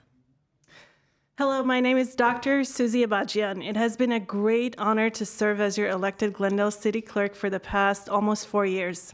Here's what I have accomplished in my first term in office. I have streamlined and modernized operations. I've strengthened voter outreach. I've expanded language access, streamlined public records requests, advocated for staffing and resources needed to serve Glendale residents effectively, fought for more accurate demographic data collection at the state and federal levels. I'm the only certified municipal clerk in this race. I have a BA in mathematics and an MA in mathematics education from Occidental College and a PhD from UCLA. I'm the only candidate in this race who is endorsed by U.S. Congresswoman Laura Friedman, California Senator Sasha Rene Perez, California Assembly members Nick Schultz, Jessica Colosa, John Harabedian, Glendale Teachers Association, GCC Faculty Guild, Los Angeles County Federation of Labor, and many more organizations and community leaders. For all of these reasons, I am asking for your vote for my reelection. Thank you. Now, as a reminder, each candidate will get 2 minutes when addressing the question first, and the responder will have 1 minute for the same question.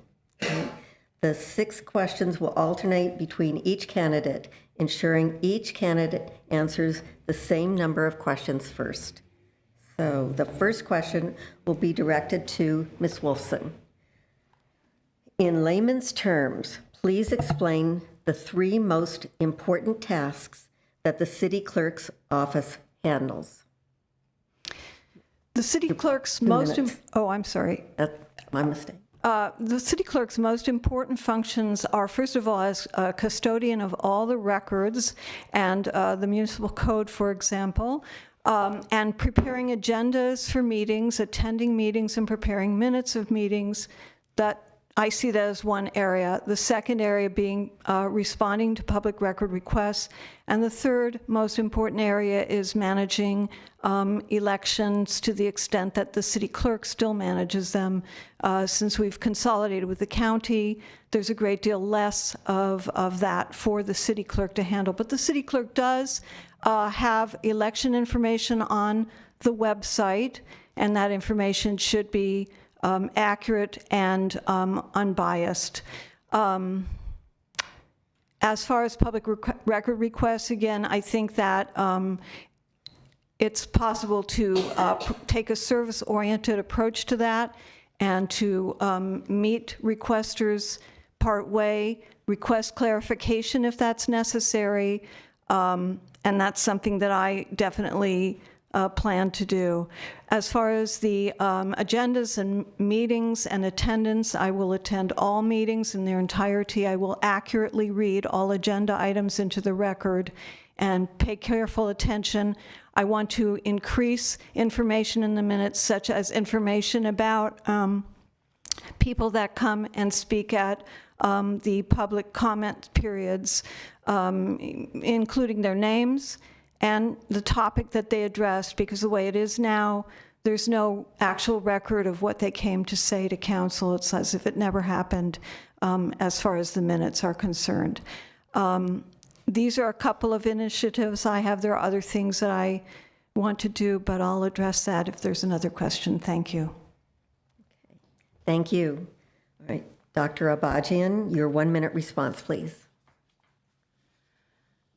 The city clerk's office is responsible for many things, but the 3 most important things are overseeing municipal elections and elections in general in collaboration with the county clerk's office. That's number 1. Number 2 is overseeing the city records maintenance, public records requests, etc. And the third area is compliance with the California Brown Act, so ensuring that agendas are posted in a timely manner according to the California Brown Act, and also running meetings in a way that ensures transparency and receiving public comments. But also the clerk's office does a lot of other things. We also do bid openings for the city. We serve as the city's 411. So anytime a member of the public has any questions about city operations, they call my office and we direct them to the right place. So we take a lot of public inquiries, we help the public, and we do a lot of other small things like life certificates, etc. Yes. All right. Thank you.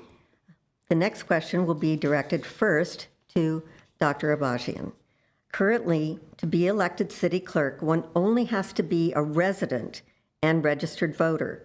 What do you believe the minimum requirements in terms of experience, education, and other criteria should be? Dr. Abajian, your 2-minute response, please. That's correct. The current requirement for becoming city clerk or running for the office of city clerk is to be a resident in Glendale and a registered voter. That's the current requirement. However, voters have the option to choose between the most qualified candidates, and that's the beauty of elections and giving people the voice to elect their representatives. So you have different options in terms of candidates. You have someone like me who's highly qualified, who's a certified municipal clerk. I come from having a California administrative credential. I've had executive leadership experience, which this really requires. You're a department head.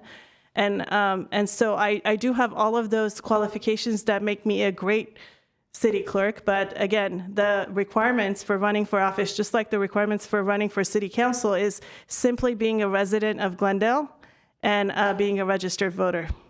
Thank you. Thank you. Ms. Wolfson, your 1-minute response, please.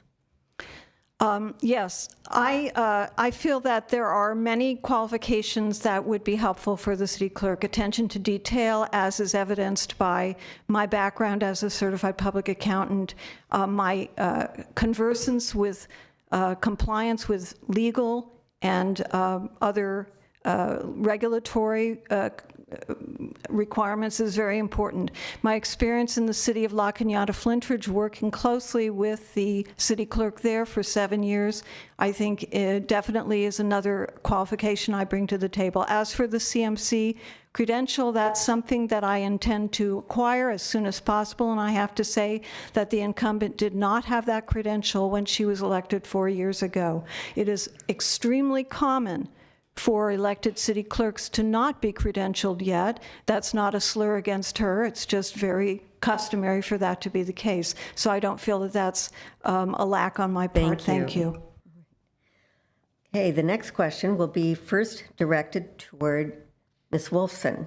When handling sensitive public records and responding to records requests, what considerations guide how you would balance transparency with legal requirements such as privacy laws?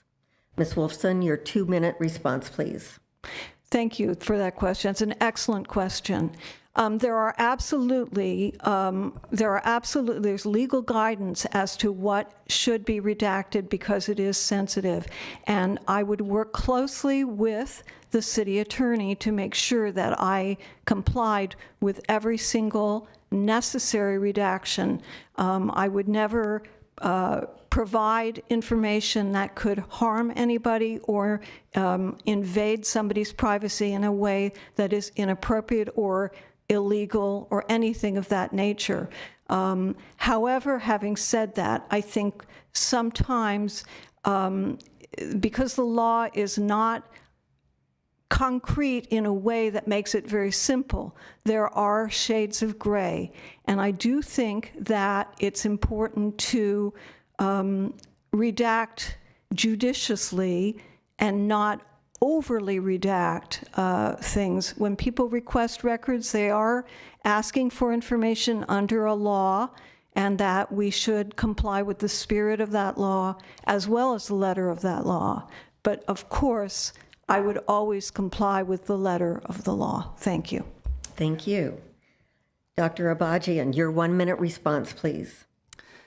My office processes close to 3,000 public records requests in the past 2 years. That's been the average. It's increased. It's doubled from the previous years. Balancing transparency with legal requirements starts with a clear process.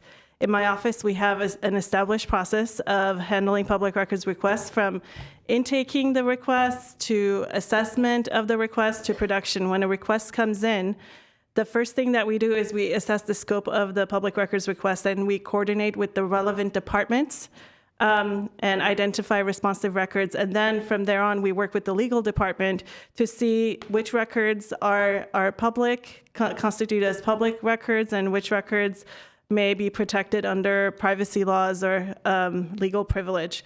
And so it's a lengthy process, and it's in collaboration with multiple departments. And our goal is to make as much information as possible to the public, but we have to also balance it with security issues. Thank you. The next question will be directed first to Dr. Abajian. Which communities in Glendale have and continue to face barriers to civic participation? If elected, well, in your case, if re-elected, please share your ideas to increase the participation and inclusion of these communities. Dr. Abajian, your 2-minute response, please. Thank you for this very important question. Glendale is home to one of the largest concentration of immigrants in the state of California, if not the largest. And with this diversity comes the responsibility of ensuring that every population in our city has meaningful access to civic participation. Historically, several communities have faced barriers, particularly language minority communities, racial minority communities, immigrant communities, seniors, people with disability, Filipino community who have members who might not have English as their first primary language. As city clerk, I've worked to break down these barriers in concrete ways. I've expanded voter outreach efforts, including adding more accessible voting sites, locations, in collaboration with the county clerk's office. I've ensured that we have PSAs in multiple languages, and I've increased public education around elections. I've also prioritized language access by advocating for multilingual resources and ensuring that we have professional interpreters at every council meeting so that members of the public can who might not be able to speak English would be able to have their comments translated to council and also understand council's comments and discussions. Beyond that, my office has focused on meeting people where they're at. We have assisted homebound seniors so that they can still participate in elections. We've partnered with organizations like Camp Rosie to bring awareness to young people who come from underprivileged backgrounds, how our government runs. We've worked with the Glendale Youth Alliance to give mentoring opportunities for students, and we've actually hired from that pool. And it's been an incredible experience to see students grow from their camp days to becoming full employees in my office. Thank you. Thank you. And Ms. Wolfson, your 1-minute response, please. Thank you for this. This is a great question. I agree completely that there are a high degree of immigrants in Glendale, and that language disabilities are a very big piece of that. Having said that, I think I also would like to increase civic participation for young people, and one way to do that would be to reinstate the student diplomat program, which was canceled for some reason recently. I think that would be very helpful for young people to learn. That would be open to all students in the school district, regardless of what their background was or their economic situation. These are all ways to increase participation. Also, I think I bring a very service-oriented approach. Being a CPA for many, many years, it's a service business. I will meet people halfway and certainly do everything I can to help them. Thank you. Thank you. Okay. The next question will first be directed toward Ms. Wolfson. What other services could or should the city clerk offer, including passport services, as the Burbank city clerk does? Ms. Wolfson, your 2-minute response, please. Thank you for that interesting question. It's not something that I had necessarily thought of, and that's a very interesting question. That's fascinating that they offer passport services at the Burbank office. That's something that's a federal process, however, so I kind of have some questions about how that would work. I think that we could just simply improve the services that we do offer. I'd like to see the minutes, again, be more comprehensive. I think the city already offers many services through the city clerk office, as has already been alluded to. bid opening, assuming that we are doing, a competitive bid process frequently. That's something very important, and I'm certainly aware of that. I think we could do more maybe to educate voters when there's, say, a charter measure or something of that nature.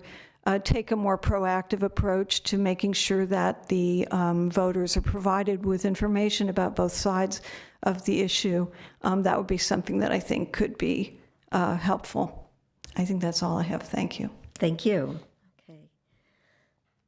Dr. Abajian, your 1-minute response, please. We are a mighty team of 6 at the moment, 6 full-time employees and 1 part-time, and we do so much for our city. We ensure that our elections are run smoothly. We ensure that our public record requests are addressed properly and in a timely manner. We would love to take on more duties, and I've actually looked into the passport issue as well. And the only reason that we haven't moved forward with passport offerings is because there is the post office down the street, a couple blocks from here, offers passport services, and for that reason, it won't be really something that would add to what we have already in the community. So whatever we can do is, again, contingent on the staffing and council priorities and the city priorities. So we're open to taking on new things. Like, for instance, I staffed the Commission on the Status of Women for 3 years when they lost staffing. Thank you. The last question will first be directed toward Dr. Abajian. What are your plans for increasing election turnout? Dr. Abajian, your 2-minute response, please.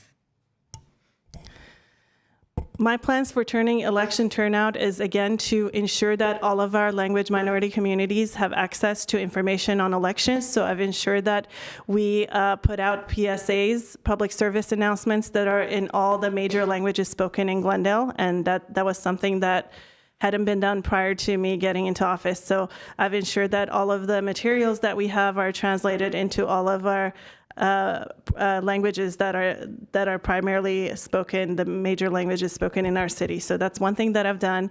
I've also been giving talks at different community organizations and educating people on the election process, and also on what the city clerk's office does. A lot of folks don't know what the city clerk's office does. So just taking that and making sure that our community organizations, our schools, and other entities know what we do and how our government operates is really an important way to engage voters and ensure that they have the information they need to be able to participate in our government.